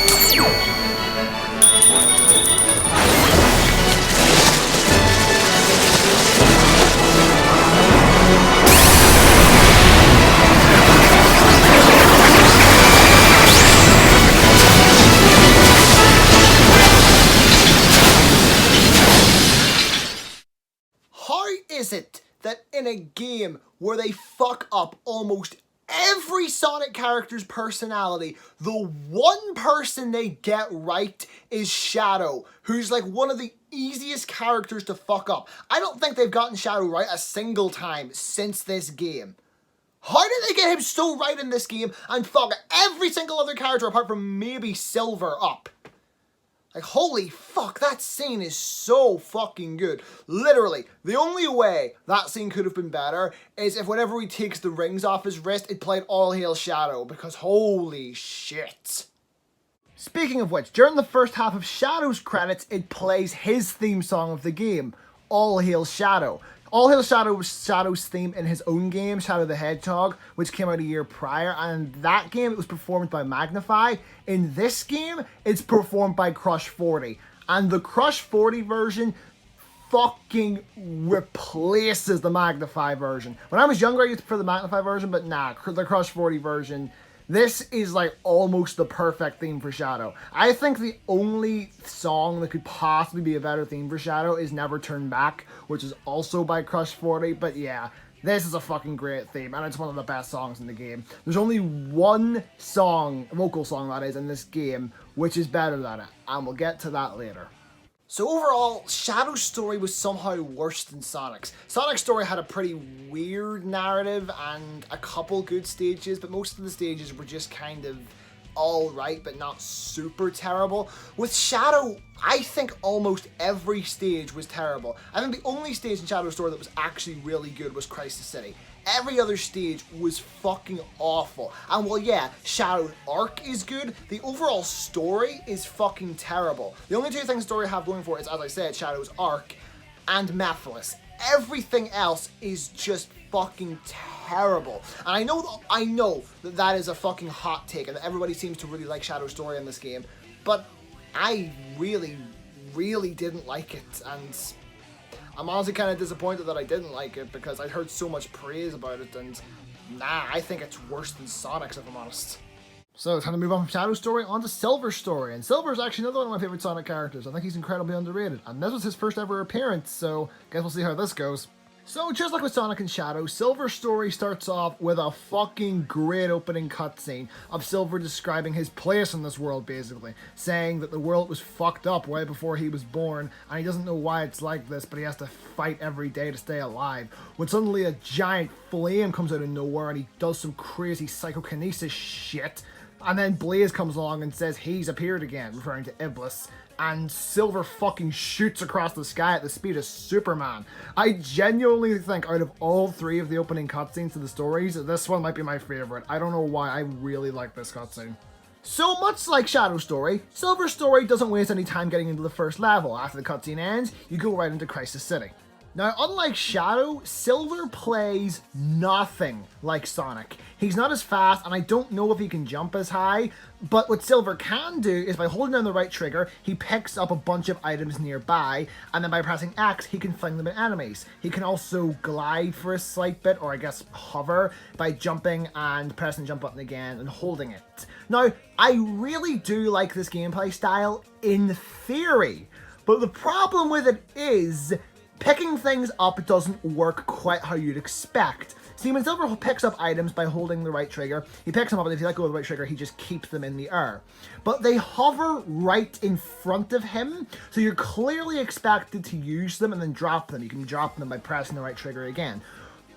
But what I think they should have done was so when you held down the right trigger, he sucked in a bunch of items from around him, and they all circled around him, and they could function as ammo to keep using until it runs out. Would have made this a lot easier, and it would have made firing things way better. Another problem is that the items don't seem to lock on to the enemies, so sometimes I just felt like I was throwing items and they were just sort of going nowhere. I felt like luck at times. So yeah, I like the gameplay in theory, but it is not the best. In fact, I'd honestly say it's probably one of the worst gameplay styles in the game, which sucks because Silver is one of the three main characters, as you can see, so you play as him a lot. So yeah, this story is not the best. I do still sort of think it's better than Shadow's though, which is depressing, but we'll get more into that later. So, Blaze died, and her body's just sitting there. It didn't she's just fucking dead. Oh no. Oh no. But she's back for the next section anyway, and that's good because we're actually playing as Blaze in the next section, and you know what? I think Blaze might be my favorite character to play in the game, because she plays just like Sonic and Shadow, except definitely better than Shadow. So she can do the homing attack, but she does the homing attack by jumping and pressing X, kind of like how it would later work in Sonic Unleashed. And the reason for this is Blaze has a double jump. So whenever you press A twice, obviously you double jump. And yeah, that's really fucking fun to pull off. She also has some melee attacks on the ground, which are also fun to do, but I don't know, I mostly just stuck to the homing attack. So yeah, Blaze is actually a really fun character to play. I mean, this also happened while I was playing as her, but that's not her fault. That's the game's fault. But playing as Blaze couldn't last because we're back to Silver for the rest of the level. God fucking damn it. But to be honest, overall, it actually wasn't a terrible level. I mean, Silver's gameplay isn't amazing, but I actually was able to tolerate it in this level, and the Blaze section was fun, so not a terrible level. So after Crisis City, Iblis pops out of nowhere, and we have to fight him in a boss fight. And it's honestly not that interesting. Basically, he just throws a bunch of things at you, and you have to pick them up with your psychokinesis and throw it back. That's literally just the whole fight. They don't do anything really to make it interesting. It's just kind of boring. So once Iblis is defeated, we actually get a kind of interesting cutscene between Silver and Blaze. Looks like we stopped it for now. But it'll just rise up from its ashes again. What's the point of all this? It'll never end. Calm down, Silver. Then tell me what we should do. How can we completely destroy Iblis? I mean, the voice acting's a little bit wonky, but overall I do really like this cutscene. It shows Silver's desperation to end this whole apocalyptic scenario, and shows that Blaze just doesn't know if it's possible. But of course, Mephiles shows up. He tells them that he can send them back in time. Then we get the scene that we saw in Sonic's story of him giving Silver the Chaos Emerald and Silver saying the Iblis trigger, and then they go back in time. It really doesn't waste any time getting into things, and I actually like that because we already know what Silver's whole shtick is. We just needed the tiniest bit of backstory and a setting for how they saw their own future, and that's what we got. So overall, the story actually hasn't been that bad so far. So once they go back in time, Silver finds himself in Soliana Forest, completely separated from Blaze and Mephiles. This happens so many times throughout the story, with characters getting separated through time travel, and we never find out why it happens. But it's really been that hard to give us an explanation. But anyway, Silver's next stage is Tropical Jungle, and unlike Sonic's, where I couldn't remember a single thing about it, or Rouge's, where I actually kind of liked it, I hate Silver's Tropical Jungle. I don't know why. This stage is terrible, just overall, but there's this one section here where it's incredibly unclear as to what you're supposed to do, and honestly, I don't know if the way I did it was the way you were supposed to, but whatever. I eventually finished the stage, and yeah, it's pretty fucking bad. So after this, we cut to Blaze, who apparently ended up in Wave Ocean. I am having a really hard time not calling that Emerald Coast. I hope Silver is okay. He's pretty insecure when he's alone. I think he has a right to be insecure when his best friend is talking shit on him behind his back. So after that, we go into a Blaze exclusive stage. You have no idea how happy I was when I saw this. And you know what? I was right to be. This stage is fucking awesome. Wave Ocean doesn't have the best track record in this game. The Sonic one's pretty bad. The Tails one's not as bad, but it's still pretty bad. The Shadow one is fucking atrocious. But this one is fucking awesome. Might be my favorite level in the game, which is saying something considering how much I like Crisis City with both Sonic and Shadow. So yeah, this is a fucking solid ass stage. Too bad it's the only Blaze stage in the entire game. God damn it. So after this, we cut back to Silver, who's about to kill Sonic when suddenly... Now I've got you, Sonic! Hey! It's about time I finally caught you again. Hey! You're not Sonic! I'm sorry. Why does Amy always slap people when she mistakes them for Sonic? Is that like some kind of kink? Oh god, I just created an entire porn genre, didn't I? Also, this scene was missing something, so I'm just gonna fix it. Now I've got you, Sonic! Hey! It's about time I finally caught you again. Hey! You're not Sonic! I'm sorry. Anyway, Silver looks back and Sonic's gone, and Amy feels bad for making Silver miss whoever he was looking for, so they decide to look together, not knowing that they're actually talking about the same person. And depressingly, that's not the only time this happens with her in this game.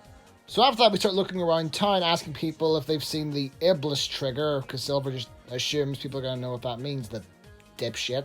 And eventually we find out that Sonic was going for the desert, so we decide to go that way. But of course, we need to find Lord Regis, just like we did with Sonic. But no one knows where the fuck he is. We know that he ran off towards the jungle entrance, so we have to go there. But on the way there, why are you on this roof? Get off there. So when we find Lord Regis, once again, we have to do something for him to get access to the desert, this prick. So what do we have to do this time? We have to destroy a bunch of robots in the Soliana Forest, which doesn't really take that long, and then we can enter the desert. I sense Sonic's presence here. Call it my girlish intuition. Amy, that is the single creepiest thing I have ever heard come out of somebody's mouth. That's probably why so many Amy fans get as much shit as they do. Please leave us alone. So after that, we go into Silver's next stage, Dusty Desert, which, if you remember when I said that all the inside Dusty Desert stages sucked, yeah, Silver's is one of them, and it's one of the worst stages, if not the worst stage in the entire fucking game. Obviously, Silver's gameplay sucks, you already know that. Then you got these fucking balls with numbers on them, which you have to knock around, and the number goes down, and if it goes down to 0, it fucking explodes. We'll get to that in a second. So those things will give you PTSD after enough exposure.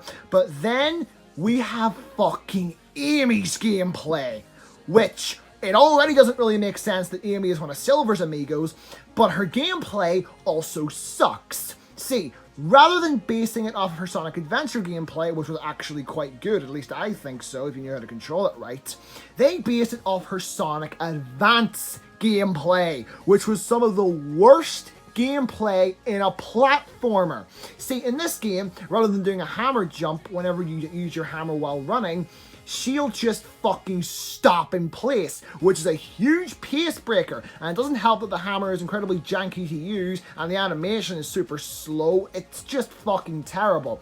She also can't jump on enemies, which you'll come to expect at this point, but I'm pretty sure she can't even do her hammer jump like she could in the advanced games where you jump and press the hammer to make it work similar to Sonic's Insta-Shield.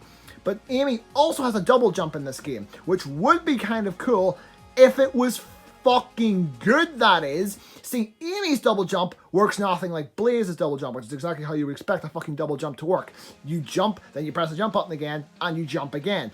With Amy, you jump, press the jump button again, and then she freezes in midair for a second before jumping again, which is another huge pace breaker. And then she can also apparently turn invisible. I have no footage of that because I just didn't fucking know it was a thing. I watched some Call Me Johnny's review and he brought it up and I was like, what? But yeah, Amy's gameplay is easily up there with Omega's as like the worst, second worst, whatever the fuck in the game. It is awful. And that sucks because Amy is one of my favorite Sonic characters and they botched her both in gameplay and in personality in this game. And as I said, we'll talk more about the personality of the characters later. But anyway, it's time to talk about it. The ball rolling segment sucks. Basically, if you don't know what this is, Silver has to use his little pulse stun attack to move the ball around this fucking corridor, but it can only be hit 10 times. Meanwhile, there are holes all around the place, and the ball never goes in the direction you want it to. My problem with this segment? Why can't he just lift it with his psychokinesis? It doesn't make any fucking sense. I tried this segment for a little bit to try and get a bit of footage for it, but I just gave up and did the fucking glitch where you phase through the door at the end. I was not gonna bother with that shit, so yeah. I can't really speak on it as well as other people can, but from what I played of it, that's janky as fuck. Anyway, Silver and Amy are back in Soliana, and Amy looks like somebody in a fucking mascot suit costume, which is actually a good point I want to bring up. People talk about the mascot suit problem in Sonic games where all the characters look like people in mascot costumes. I have never seen that in any of the games except for this one, and I think the reason is because the characters' faces really don't move that much in this game.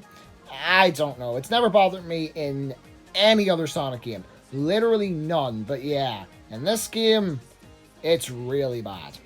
Anyway, you spot Sonic and you have to fight him just like you did in Sonic's story, and yeah, he is a joke. Look at this. Fucking look at this! What the fuck? So once you beat him, all the same shit with at least getting captured and Amy blocking your way from attacking Sonic thing happens. But then we get an extended talk between Silver and Amy, and for the most part, I actually think this is really, really good. The person you were looking for was Sonic. Were you planning to kill him? He's responsible for destroying my world! That's crazy! Sonic would never do that. But it's true! In the near future, his actions will cause the devastation of my world, so I must! No! I don't believe it. The reason I really like that conversation is because it shows how desperate Silver is, that he would believe absolutely anything, even with no real evidence, and you can tell he's struggling to come up with real reasons, because he's just saying, but it's true, blah blah blah blah blah, and Amy's not having any of it because, you know, she knows Sonic's not a fucking murderer, so I like all of it, but then... Even if that was true, if I had to choose between the world and Sonic, I would choose Sonic. What the fuck do you want me to say about that? That is fucking stupid. Why? Who wrote Amy like that? Jesus Christ. Again, we'll talk about that more later. So after that, Silver starts to think about whether or not it's okay to kill somebody for the sake of the future, which is a good thing for him to be thinking about. But then Blaze finds him and he asks her for advice. And her answer basically just amounts to, I don't fucking know. She doesn't give him really any advice. She basically just says, I don't know, but I want to kill him, so let's do it. And he's just like, sure. He's heading towards Eggman's base, which is in White Acropolis, and I'm like, how the fuck do you know that? But whatever, I guess he's wanting to kill Sonic again. So next up we're headed to White Acropolis, but first we have to buy the shock bracelet. What the shock bracelet does is it allows Silver to do a shock attack which stuns a bunch of enemies nearby. But in this case it allows us to flip a bunch of switches, which is weird, but now we can go into White Acropolis, which, weirdly enough, I think Silver probably has the best version of White Acropolis. See, Shadow sucked because of all the vehicle stuff, and Sonic sucked because of all the snowboarding stuff. With Silver, his is just kind of like, alright. Because Silver's gameplay, while definitely still being one of the worst ones in the game, isn't necessarily terrible. It's just kind of weird and alright-ish. Meanwhile, there is a Blaze section in here, and depressingly, this is the last time you get to play as Blaze in the game, so god fucking damn it. But yeah, overall, pretty alright kind of stage. And after that stage, we have to fight fucking Egg Genesis again. And rather than being boring like he was in Sonic's story, he just fucking sucks here. Because instead of jumping on top of him and bounce braceleting him, what you have to do is pick up a bunch of boxes and then throw them at his weak point, which slowly make the arms fall off. And this is incredibly tedious because of the incredibly specific timing, and Jesus Christ, this boss sucks ass.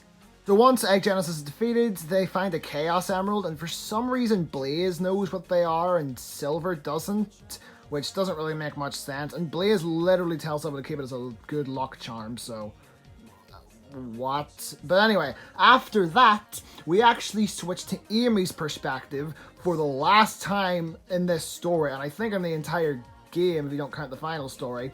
And she's in Eggman's fortress for some fucking reason, when suddenly Elise just walks out of her fucking cell.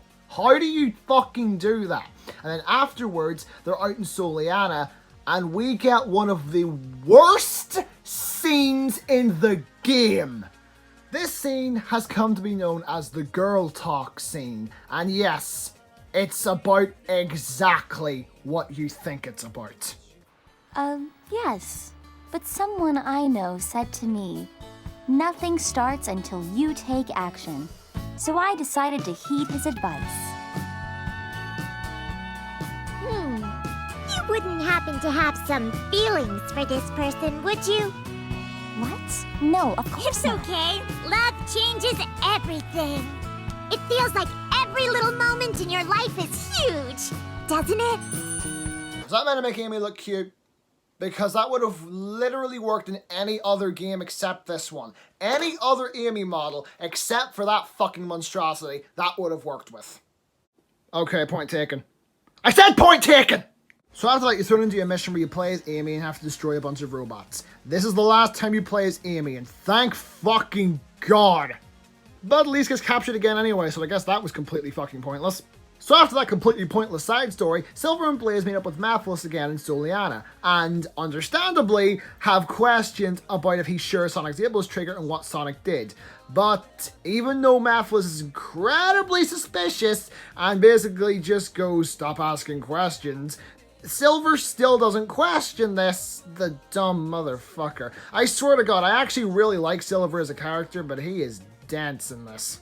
So next up is Radical Train, but we can't get in there because the guards are still present. But when we talk to this guy, he tells us the guards are about to go on break and we just have to wait a little longer. So how do we get them to move? We have to go to the store and buy a new item, this time being the Heart of Wind. But unlike every other time where you have to buy an item to get into your stage, it's not required to get into the stage, and it's not required in the stage. In fact, this item isn't required at any point throughout the story. So what was the point of this?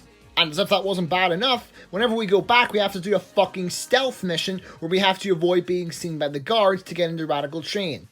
In a fucking Sonic game. Who thought this shit was a good idea? And fuck, to make things even worse, if one of the guards spots you, of course, the game loads. Then the guard says one line of dialogue, then the game loads again. Then you go back to the hub world and re-enter the stage and it loads again. I know I haven't brought up the loading screens in a while, but this time it was especially ridiculous. And to make matters worse, once you beat it, you have to play fucking Radical Train. And yeah, Silver's Radical Train is just as bad, if not worse, than Sonic and Shadows. See, with Sonic and Shadows, at least you had something interesting about it. It was basically the same opening section with a gimmick last section. With Silver, it's just the first section, and they drag it out forever. This stage felt like it wasn't gonna fucking end. I swear to God, how does this stage manage to be so consistently bad with all three characters? This shouldn't be fucking possible. Oh, Jesus, with this shit again. I swear to God, I'm gonna be having fucking dreams about this cutscene. And to make things worse, right after it, we have to do the Shadow fight, which is just as pitifully easy as the Sonic fight. Maybe a little bit harder because of the Chaos Spear, but not by much. Chaos control!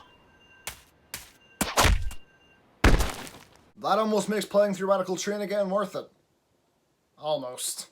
So yeah, the same shit happens. Shadow and Silver go back in time. However, this time we get to see what happened with Iblis rather than with Mephiles. But first, we have to go through Aquatic Base. And really the only thing I could think to say about the stage is that we get to play as Shadow here, which is kind of interesting, but we did get to play as Silver in both Sonic and Shadow stories, so it's not as interesting as it would be. The only other thing I can really think to bring up is this ball rolling segment here. I know this was in Sonic story as well, but with Sonic story I just purple jammed right over it. Here it frustrated me a little bit, but that was more because of my own incompetence than the actual game, so there's not really much to say here. But as I said, afterwards we get to find out what happens with Iblis. So what happens is Elisa's father knows that he's dying, and knows that the only way that Iblis can be sealed is if it's inside someone of royal blood. So he decides to seal Iblis inside of Elise. So there's a lot of debate over whether or not this was a good idea on Elisa's father's part. Some people say that it was a dumb idea and he should have just sealed Iblis inside of himself, or had Silver do it and then have Iblis die along with him. But from what I've seen, and I'm not the only person who's ever argued this, a bunch of people have argued this, it's made very clear that if the vessel that Iblis is contained inside dies, that Iblis is released. In fact, Tails literally says it right after Crisis City in Sonic's story. So that doesn't really make much sense, and I do understand why he did this. But I do have my issues with this. The main one being that you're trying to tell me that Elise hasn't cried in 10 years. She's 7 in this flashback and she's 17 during the present. And the whole thing is that Elise can't cry, otherwise Iblis will be released. So you're trying to tell me that this 7-year-old girl didn't cry for 1, whenever she was told her father died, and 2, in 10 years? That is bullshit. And I know this gets brought up a lot in Sonic 06 reviews, and you're probably tired of hearing this, but it's so fucking true. It makes no sense. I refuse to believe this. Come on, there's so many different things that can disprove this. I know this gets brought up a lot as well, but the tears of joy count if she laughs too hard? Does that release Iblis? None of this makes any sense. And I know that some people use this to defend why Elise comes off so emotionless in the game. I do get that. I'll touch upon that a little more when we go through the final story, but I still don't think it's a particularly good excuse, and it doesn't make it any more realistic. So the cutscene where Silver and Shadow open up a portal to return to the past is mostly the same, until the end where Silver gives the younger Elise the blue Chaos Emerald, which is supposed to explain why she had it at the start of the game. But this also makes no fucking sense, because all of the Sonic games that happened before this, which is a lot, by the way. I did make a Sonic Timeline video if you want to know a little more about that. That video was incredibly outdated, despite the fact that it only came out 2 months ago, but it's still a general good example of how the Sonic Timeline works. This makes no sense. They would have had to have the blue Chaos Emerald. And if you're trying to tell me there is a 10-year time jump between Shadow the Hedgehog and Sonic 06, I'm sorry, you're just wrong about that. That doesn't make any fucking sense. Blaze. What did you see? The Iblis trigger wasn't Sonic the Hedgehog. Alright, so two things. One, much like Rouge, Blaze should have no fucking idea that Silver was in the past. Now, to be fair, Blaze doesn't specifically say, what did you see 10 years ago, like Rouge did, but it's implied that she knows, so it doesn't really make much sense. And two, saying Sonic isn't the Iblis trigger, Silver saw nothing to suggest that he was or wasn't, so to say that that is what he learned from that whole thing doesn't make much sense. And also, as we'll see later in the story, that's just blatantly incorrect. Oh god, this next section. Alright, so this next section is a complete fucking joke. So you have to escort this fucking archaeologist woman once again, but unlike the one from Shadow Story, this one is complete and utter bullshit. What you have to do is you have to go about and you have to destroy all these robots, but it's incredibly hard to keep her safe when she doesn't hide from the robots. Now, I understand that would have been a kind of hard thing to program and still make the mission challenging, but it doesn't help that all of the robots are the missile shooting robots. I haven't talked about this really at all in this, but the fact that the missile shooting robots are the most common enemies in this game leads to a lot of bullshit where you end up getting shot before you have time to react to anything. Nobody ever seems to bring this up when talking about this game, but it really bothered me. Now, you could say in this mission it's not really much of a problem, but here's my thing. Towards the end, there's a section where a bunch of robots spawn all over this part of Soliana and all start firing at the archaeologist. Now, you could say that Silver can just catch all of the missiles with a psychokinesis, which he can, but this doesn't help very much, because by the time you've caught the missiles they fired first, they've already fired another load of missiles, so whether or not you actually finish this is complete luck. This took me fucking, I don't even know how many tries, and then once you're done with that, you go into the forest area, and for some reason, Silver has to do a bunch of bullshit trials as well. The first one is the Trial of Friendship, where you have to kill all of these enemies to open this box and release Blaze. However, I want to know, did Blaze just willingly let this fucker put her in this box so that Silver could do this trial? Because that feels incredibly weird. That doesn't make any fucking sense. The next one is the Trial of Memory, where you basically just have to answer a bunch of questions to see if you remember what's happened in the story so far. I really don't get the point of this one, and I got them all right on the first try, so what was the point of this? So the last one is the Trial of Heart. This one requires you to destroy a bunch of robots without using any items. Now, what I thought this meant was you had to go up to one of the robots, stun them, and then pick them up and throw them at the other robots, which would have been a kind of interesting challenge. But no, you can just catch their missiles midair and throw them back at them, so this wasn't a challenge at all. Once again, what was the point?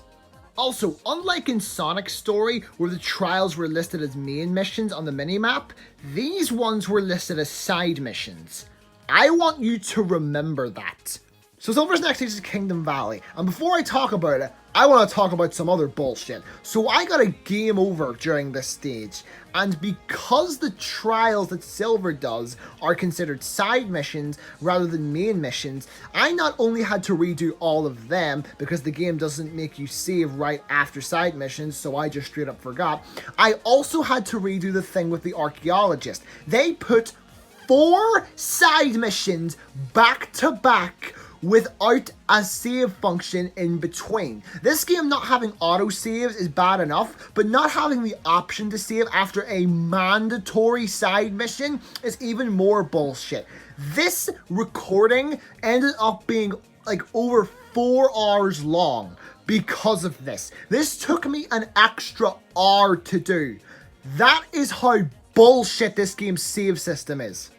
And when it comes to Silver's Kingdom Valley, I can only really say 2 things about it. Number 1 is that Sonic is playable during it, which, as I said with Shadow, would be interesting if Silver wasn't playable in Sonic and Shadow stories. The only other thing I can say about it, aside from that, is that it's incredibly long and ended up making the recording even longer on top of the thing with the archaeologist. So yeah, this stage is probably the worst version of Kingdom Valley out of the 3, which is saying something because Shadows was fucking terrible. Thank God Sonic's is actually somewhat alright. So after that, we get the same cutscene of the egg carrier crashing with Elise on it, and then Sonic going back in time to save her. And then after, Silver and Blaze return to the future because they think they know how to destroy Iblis. But first, we have one more stage, and it's fucking Flame Core. I swear to God, whose idea was it to have this be Silver's last stage? After all the bullshit side missions and replaying, after that awful version of Kingdom Valley, after fucking Radical Train, after all that shit, could you not have given me a fucking good stage? No, they give me fucking Flame Core. And you know what? It's actually worse than it was with Sonic and Shadow. Sonic's one was bad, and then Shadow's one was the exact fucking same. With Silver, it drags out for fucking forever. I swear, Jesus Christ. This stage gets worse every single time I play it, just like Radical Train. How did these two stages manage to be this bad? Every other stage had some kind of redeeming quality to it, but Flame Core and Radical Train? No. My fucking God. So after that, we finally reach Iblis, and it's time for the final fight with him. And you know what? I actually kind of like this fight. It's similar to the one earlier on, the first Iblis fight, but they actually change it up a little bit. He is throwing things at you, but it has this whole thing of he's constantly coming closer, and you have to stop him from getting close. You also have to try and knock him back whenever he does get close. My only real problem with the stage is there's this part where he throws a giant fireball at you. Now, I did have a feeling that you had to throw this back at him, but every time I tried, it just didn't work, and the fight does continue on if you don't throw it back at him. So I thought maybe it was just something you had to dodge, but no. You have to throw that back at him. So my question is, why not just have the giant fireball destroy the ground and end the fight there? Why have it go on for a little while after that, even though all hope is lost at that point? But aside from that, it is actually a pretty cool fight. Probably one of the only good things in Silver's story, aside from the Blaze stuff. And once it's over, we actually get a pretty cool cutscene here. Chaos Emeralds, lend me your power. Eternal Sun, the living flame that has been entrusted to the royal family. Fall into slumber with my soul, Iblis, you cursed flames of disaster!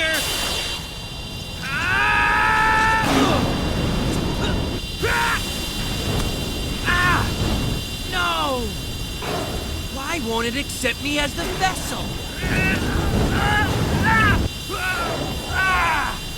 Blaze! I'll take Iblis. Don't worry. My soul is already alit with flames. I will be accepted.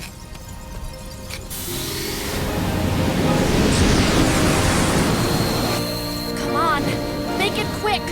Use your chaos control to stop time, then seal us into a different dimension! No! I can't do that to you! Didn't we already go through this? We agreed to save the world at any price!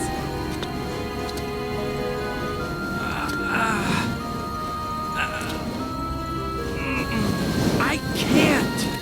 I wouldn't know what to do without you! You fought alongside me to save the world! You're my friend, right? You're still so naive.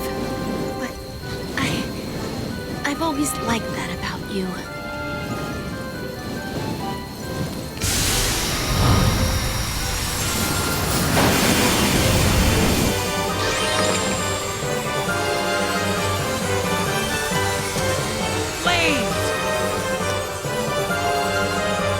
Good luck, Silver!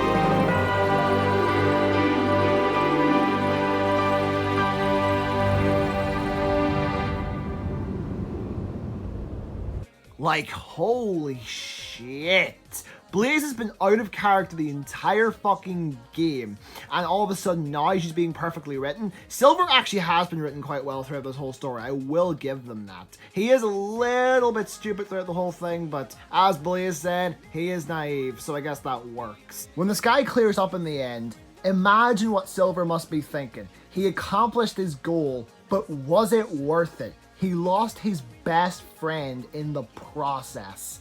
That is really, really sad. And the credits music, Silver's theme, Dreams of an Absolution, complements this ending perfectly. This is my favorite song in the fucking game, and one of my favorite Sonic songs of all time. I'm not even going to explain how this fits the scene perfectly. Just go and listen to this song with the scene in your head, and you'll understand. I love this song so fucking much. And so did the singer Bentley Jones, apparently, because he's made 4 fucking versions of it over the years. There's the original one that was in the game, there's the remix with Jun Sonoe that was on the Vocal Tracks album, which you could argue wasn't made by him, but he's on it, so I'm counting it, and it's an official release, so I'm definitely counting it. He made the 2011 version off of his album from that year, and he made a 2019 version of it.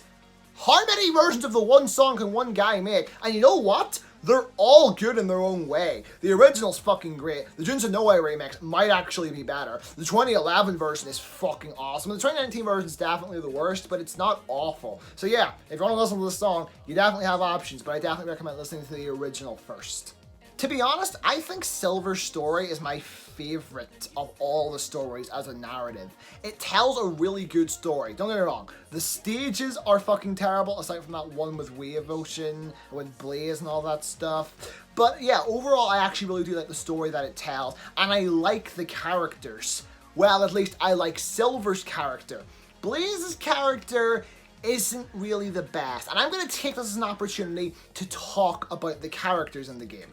See, obviously this game has come to be defended in recent years because people are starting to say they like it, but one thing that was always kind of praised about this game was the story and how the game does genuinely have a good story to it, even if the game isn't really that good. And I do partially agree with that, especially with the final story. Again, we'll get to that.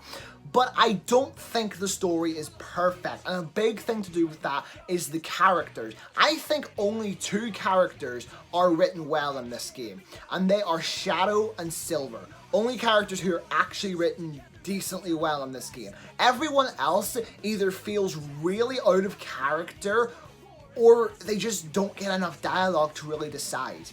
So going down the list, Sonic was one of the most boring characters in this fucking game. I think he has like 2 lines that feel like Sonic, and everything else just feels like fucking, I don't even know. It just feels like fucking boring ass dialogue that would fit any character.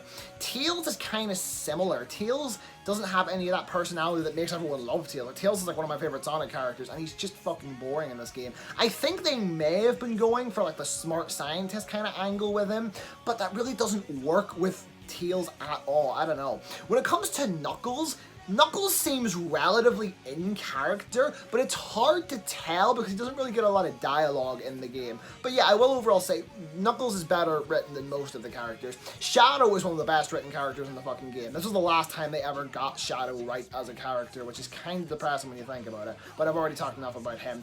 Rouge is a weird sort of situation where sometimes she feels in character and other times she feels like a parody of herself. I don't know. She never feels like she has no personality, but you can never tell whether they're trying to write actual Rouge or if they're trying to write an exaggerated version of Rouge. I don't know what was up with her. Omega was one of the worst written characters in the fucking game because they just stripped him of all of his personality, all of his I must get revenge on Eggman stuff, and just made him a typical robot, which just fucking boring. I don't know whose idea that was, but How did they think that shit was a good idea? Moving on to the Silver characters, Silver, as I said, was written really, really well throughout this. He may have been annoying at times, but I feel like that's what they were going for, so I can kind of see where they're coming from. And as I said, he was written really, really well in the final cutscene. You can kind of see that he's sort of breaking a facade almost in that. I don't really know. I felt like he had a facade throughout the whole game where he was trying to come off as confident, like, oh, I can kill the Iblis Trigger, when in truth, he's just sort of lost. And then Blaze, as I said, was really boring throughout the whole game. She just kind of felt like she was there for exposition purposes to sort of be Silver's moral compass, but she really didn't feel important at all, even though she actually is important to the story overall. So I don't know how they fucked that up. And Amy, Jesus Christ, what did they do to Amy, bro? I swear to God, in this game, she goes from being like absolutely nothing, like personality-less, although that's not very common throughout the game, to just being a straight up yandere. I don't know how they thought that was a good idea, because I know a lot of people from outside the Sonic fan base, or who only have a little bit of experience with it, think that Amy is just this yandere who's obsessed with Sonic. And I sometimes think those people's only experience with the character is this game, because anyone who's played another Sonic game will tell you that Amy's main traits are, yes, that she's in love with Sonic, but she also has her compassion, and that she always fights for what she knows is right. Those are like probably the two most important things about it. Obviously, the whole she's in love with Sonic thing is important as well. But in this game, they just get rid of the other two and exaggerate the first one. It's fucking pointless. Like, what this whole, oh, I can sense Sonic's presence nearby, and I would choose the world, and I would choose Sonic over the world bullshit. And it's like, what the fuck? That is complete and utter bullshit. The last character I want to talk about is Eggman.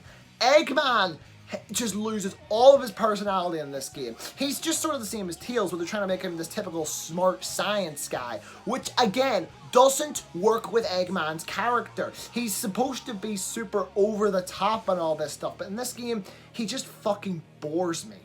So when people say that this game has a really good story but just bad gameplay, it kind of annoys me, because I'm like, yeah, maybe it has the good outline for a story, but the script definitely needed a couple more drafts, because it feels really unfinished, and the characters definitely needed their personalities rewritten, because as I said several times at this point, Shadow and Silver are the only ones who ever feel super in character, along with, I guess, Knuckles. So, because this is a Sonic Adventure style game, we still have the final story to play through. So the final story starts off with Mephiles finding a Chaos Emerald, and then teleporting behind Sonic and Elise, and then the motherfucker just straight up kills Sonic. And to be honest, I actually think this scene is quite good. Sonic! Sonic!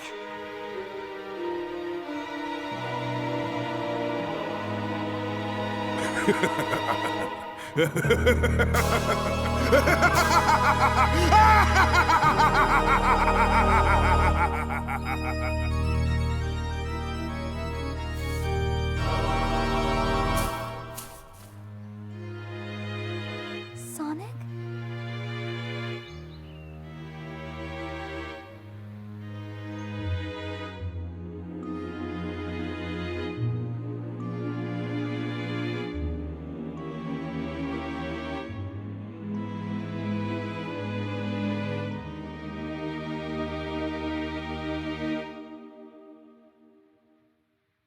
No! No!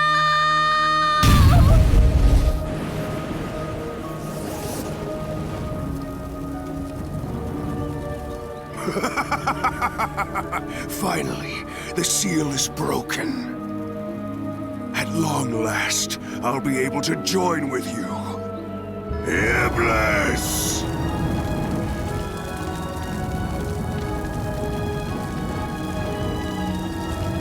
Now, Chaos Emerald. It's time for the final curtain call.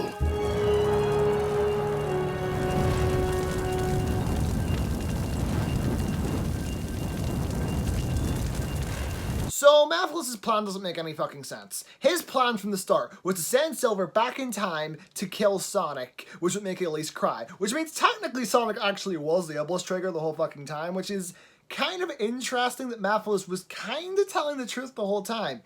But I know everyone loves Mephiles and thinks he was like this big, smart, like genius kind of thing.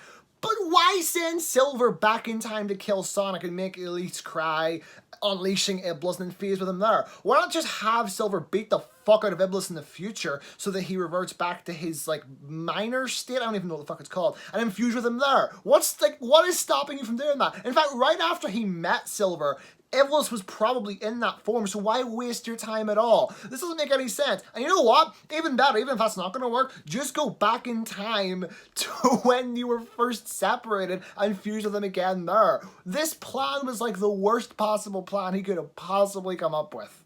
But I did say I like this scene, and the reason for that is the emotion on display from Elise whenever Sonic is killed. That is the first time throughout the whole game that she shows any emotion. And as I said, the theory in the fanbase for this is because throughout the rest of the game she was holding back all of her emotion so that she didn't unleash Iblis. And while I do think this works, I don't think it was on purpose, and here's why. So after this, we get cutscenes of the main characters of the game seeing this beam of light. Shadow, Rouge, and Omega State in the place where they fought Mephiles. Then we get a pre-rendered cutscene of Mephiles up in the air, followed by Tails, Knuckles, Amy, and Soliana seeing it. Then we find out that all the main characters of the game have been brought to one location, and they see Elise cradling Sonic's dead body. And I think this might be one of the best scenes in the entire fucking game. Sonic?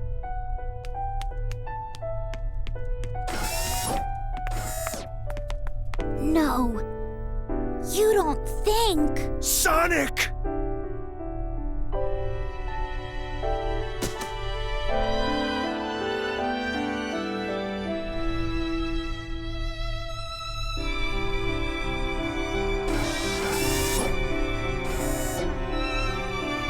Everything about this scene is so well done. All the characters' reactions, the score, the panning shot where it shows everybody's reactions, it's so fucking well done. Like, I don't cry at media very often, but this scene came very, very close to breaking me. It was so fucking good. And all the characters feel perfectly in character here, out of absolutely nowhere. And they feel in character for the rest of the story as well. The only character who doesn't is Eggman. I don't know what that's about, but yeah, this scene is really, really well done. And it continues to be good for the rest of it. This creature will consume all existing timelines, and time itself will collapse and disappear into nothingness. We've no time to waste! We've got to defeat it now!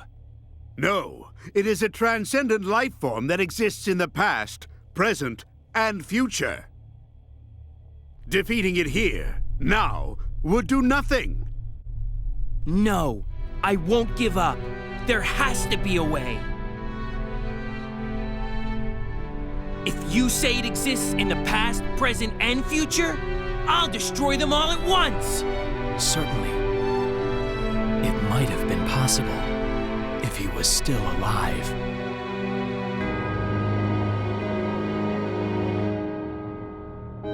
Sonic! Sonic!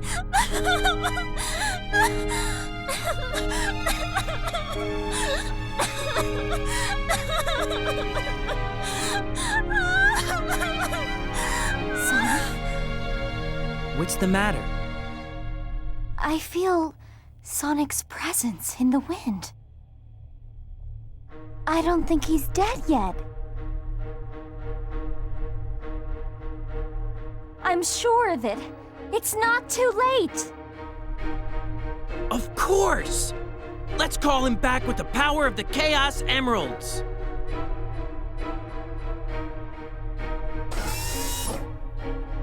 Focus your thoughts on using its power to perform this miracle.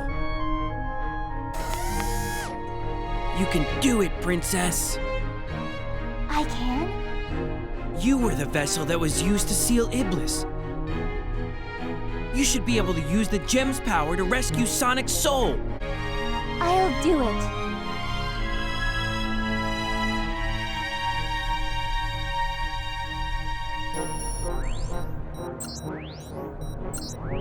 Solaris flung the Chaos Emeralds to the distant corners of this distorted world.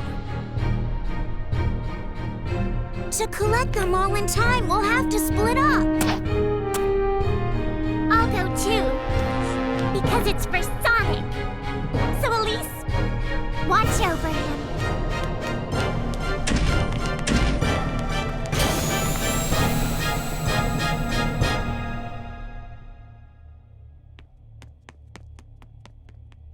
I want to apologize for all the long clips I'm leaving in, and I know I'm barely cutting them down. I'm cutting them down where I can, but I just want to really show what I mean when I say these cutscenes are good, because in most reviews of these games, they just say these cutscenes are good, but only show parts of them, and it doesn't look as good when you don't have full context as to what's going on. So that's why I'm showing you these scenes in full, to really get my point across. So, as the cutscene suggests, we have one more stage. This one's called End of the World, and it's a stage where you play as every character in the game, except for Sonic and Blaze. You know, the two best fucking characters in the game. But aside from that, it actually is a pretty solid stage. The Tails part that it starts off with is pretty cool, and it really does feel like it was built for Tails' gameplay, which definitely makes it better. Tails' gameplay is at least tolerable in this game when it's built like that. The Omega section is... okay, that one's not the best, to be honest. To be fair, it's probably just because Omega's gameplay is incredibly combat-based, and his combat just really isn't fun. But Knuckles' section was pretty good, I will say that. Silver's section's also pretty alright. Silver's gameplay is something similar to Tails, where it's not bad, it's just poorly designed, but if the stage is built well enough, you can have fun with it, and I did kind of like the Silver section, not gonna lie. But then it goes right into the Rouge section, which is complete and utter bullshit. I don't know why they managed to get the Rouge section to suck, but not the Knuckles section, but I think what it really comes down to is these fucking robots being able to shoot you out of the air, and these fucking vortexes opening up out of nowhere. See, the way this level works is time is being ripped apart, and you have to use these eagle things to stop time from ripping itself apart, which causes these things to pop up out of goddamn nowhere, and this is really the only stage where that caused major problems, but the main problem is just being shot out of the air constantly. That was really fucking annoying. The next section is Amy, and how is it that Amy is like one of the worst characters in the game, yet her section of this stage might actually be my favorite, aside from maybe Shadows, which we'll get to in a second? I don't know. As I say, I really don't like the way her gameplay is designed in the slightest, but I really, really like this section. I can't really describe why. And as I said, the Shadow section is pretty solid. Shadow is probably the third best character in the game behind Sonic and Blaze, so of course his are going to end up being pretty solid. And then after that, that's the stage over. Alright, so it's time to talk about that scene. Hey! No! No! No! Look, I know everyone dogs on this scene because, oh, it's a hedgehog kissing a human princess, that's fucking weird. You know, that's not even why I hate this scene. I don't even think that's a problem. He's a fucking cartoon hedgehog. They can do what the fuck they want with him. Hell, they were originally going to do this back in the day. And hell, I want to let you know that Betty Boop, one of the most famous cartoon characters of all time, was the girlfriend of a dog called Bimbo. I am serious. His name was Bimbo. Look it up. But no, my problem with this scene is that Sonic and Elise never had any real chemistry. Sure, they had some fucking forced scenes like that one with the fucking butterfly earlier, but they never had any sort of chemistry, and I never felt like, well, I guess Sonic is kind of dead in this scene, so he has really no consent, but I never felt like the love was mutual. I felt like it was a lot more on Elise's side. Plus, it's just a fucking trope. Character's dead, they get kissed, oh, they're alive again, blah, blah, blah, blah, blah. But yeah, aside from that, though, I think this is a really, really good scene, especially after the weird kiss between two people unconsensually.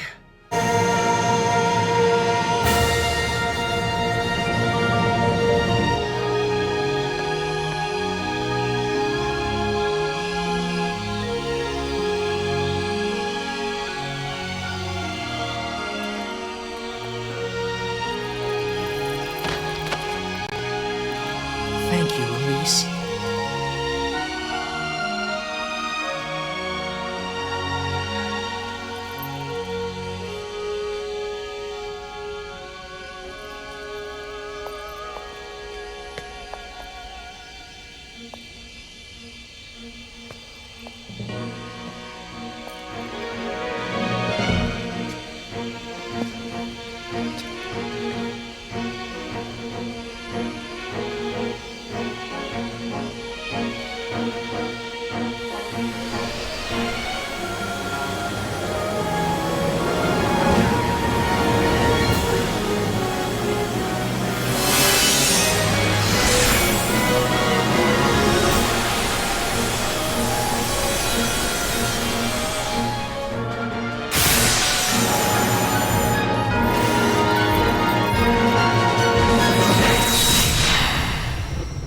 So this is it, the final boss fight with Solaris. In this fight, you switch between the three main characters, Super Sonic, Super Shadow, and Super Silver, and they all have different abilities. For Super Sonic, he can charge, for Super Shadow, he can do Chaos Spear, and for Super Silver, he can catch all of Solaris' attacks and throw them back at him. So for the start, you have to play as Silver because Solaris has a bunch of armor on, and you have to break the armor. However, you can't just stay as Silver the whole time. At times, you're going to have to switch to Sonic and Shadow to let Silver regain his ring energy. I think this is a really good final boss. In fact, this might be one of the best Supersonic boss fights in the entire fucking franchise, because you slowly unlock the abilities to use the other characters. You start off as Silver, then once you start to break the armor, you can start playing as Shadow, and then once you've destroyed more of the armor, then Sonic becomes usable. It's absolutely fantastic, and that's only the first phase. Then the second phase happens, and everything takes a turn cinematics-wise. Is it impossible to defeat a super-dimensional being after all? No, something's different. I can feel a large, powerful consciousness coming from Solaris. That fucking music, man. That is one thing I'll say this game does better than the original Sonic Adventure. In the original Sonic Adventure, it played Open Your Heart in the first half of Perfect Chaos, and in the second half it played Perfect Chaos Revival. It should have been the other way around. In this game, it plays a generic song at the start, and then during the second phase, it plays an orchestral version of the main theme, His World, which is actually something they would continue to do for a couple more games after this, specifically Unleashed in Colors. And oh my god, this works so well. And the boss fight is a little easier in phase 2, which is kind of like considering the first phase was so fucking good, but it still works really well. Basically, the boss fight's a waiting game. You have to wait until he attacks with his giant laser. Then with Sonic, you can charge at his core. With Shadow, you can Chaos Spirit. And with Silver, you can throw a bunch of rocks at it. Now, usually, I don't like waiting game boss fights because they're just you sitting there doing absolutely nothing, maybe dodging the occasional easy-to-dodge attack, and then attack them. But in this case, the attacks are not even slightly easy to dodge, so it keeps you engaged the entire time. But I think what I love the most about this boss fight is the theming. As Silver said whenever Sonic was dead, it exists in the past, present, and the future, and they have to destroy it in all three at once. Shadow represents the past, Silver represents the future, and Sonic represents the present. That is fucking perfect for this boss fight. Why don't Sonic Team do shit like that anymore? That is fucking amazing. That mixed with an actual fun boss fight and fucking great music. I honestly think this would probably be in my top 5 Sonic final bosses, and that is saying something considering the rest of this fucking game and how good Super Sonic boss fights usually are. Anyway, once you beat the fight, everybody celebrates, the 3 characters land, and then Sonic and Elise get brought into this really dark room. And then we get a flashback to Elise's father telling Elise what the Flames of Disaster will be able to accomplish, which, to be honest, felt a little unnecessary, but it's whatever. Then Sonic and Elise come up to the flame, and they realize that this is Solaris in his true form, and if they blow out the Flames of Disaster, this whole thing won't have happened. But Elise isn't very happy about this. But our encounter... You and I will never meet. It will never have happened.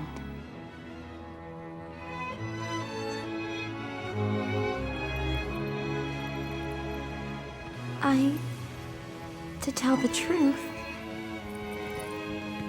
I don't care what happens to the world. So this is another thing that's been debated back and forth. Is this selfish? Is it sympathetic? I don't think it's either. I think it's fucking stupid. She does realize if she doesn't blow out the Flames of Disaster and all that shit happened, there wouldn't be a world. Like, I know she says, I don't care what happens to the world, but I don't think she understands. If the world doesn't exist, neither do you or Sonic. Either way, you don't know this fucker, alright? That's... Oh my god, that is so dumb. And it pisses me off even more because the final story is so fucking good up to that point. Like, why? Who wrote that fucking line and didn't do a double take thinking, wait, that doesn't make any fucking sense? Anyway, she does blow out the flames and the whole thing is erased. Then we get a pretty cool final cutscene where the only thing I can really think to say is that why are they still doing the Festival of the Sun if Solaris never existed? But whatever, it is actually a really cool final cutscene. And then the credits roll with a pretty alright song. It's Elise's theme, My Destiny, and yeah, I was never really a huge fan of this one, but as I say, His World does play at the end, which is pretty perfect if I'm not being honest, so yeah, that's the whole thing over with. So that was Sonic 06. So, have my opinions changed? Do I now see the light and think this is one of the best Sonic games ever made, or it's underappreciated, or it's a hidden gem that all the people who are saying it's bad are just haters? No. The game is fucking terrible. Look, I understand that there was ambition behind this game, and that if it was finished, it would have been a fucking great game. I do honestly believe that. Even though I do think the story isn't perfect, I think had they gotten a little more time, it probably would have been a better game. But I'm not here to review the game we could have got. I'm here to review the game that we did get. And what we did get is a fucking terrible, glitchy, unfinished mess that had potential. That is it. So why people are going out and defending this game, I have no idea. Now yes, I know I said I enjoyed the final story quite a bit, and you're right, I did. I really liked the final story, aside from that one thing with Elise saying she doesn't care what happened to the world. But that doesn't make up for the fact that Sonic, Shadow, and Silver stories as an experience are not good. Sonic's story was probably the best out of the three. Shadow's was definitely the worst. I know that's a very unpopular opinion, but I honestly just enjoyed it the least. And Silver's was just in like a middle ground between the two of them. It wasn't a good game. It has good stages. Like, as I said, I actually quite like Crisis City and I guess Blaze's version of Wave Ocean. But overall, I just don't fucking like the game, and I don't think people should be shamed for that. Now, I know not everybody who defends the game shames people who don't like it, but some people definitely do, and it's fucking ridiculous. I'm gonna be honest, I went into this review wanting to say that neither side is right, that people saying it's like the worst thing ever are wrong, and people saying that it's the best thing ever are wrong. And sure, it's not the worst thing ever, there are definitely worse Sonic games out there, Sonic Forces, but altogether, I'd still say it probably is one of the worst fucking Sonic games that I have personally played. It'd probably be in my top 5 worst. Honest to God, I really don't like the fucking game. But that's all I have to say. So if you guys enjoyed the video, be sure to leave a like. Leave a comment in the comment section below giving me your opinion on the game. And please be respectful. If you like it, I actually do respect your opinion. I know what I just said kind of goes against that. But if you like the game, that's down to you. Just don't try to say that it is an objectively good game, because it isn't. That's really all I'm saying. Subscribe if you haven't already, and I'll see you all next time. Peace.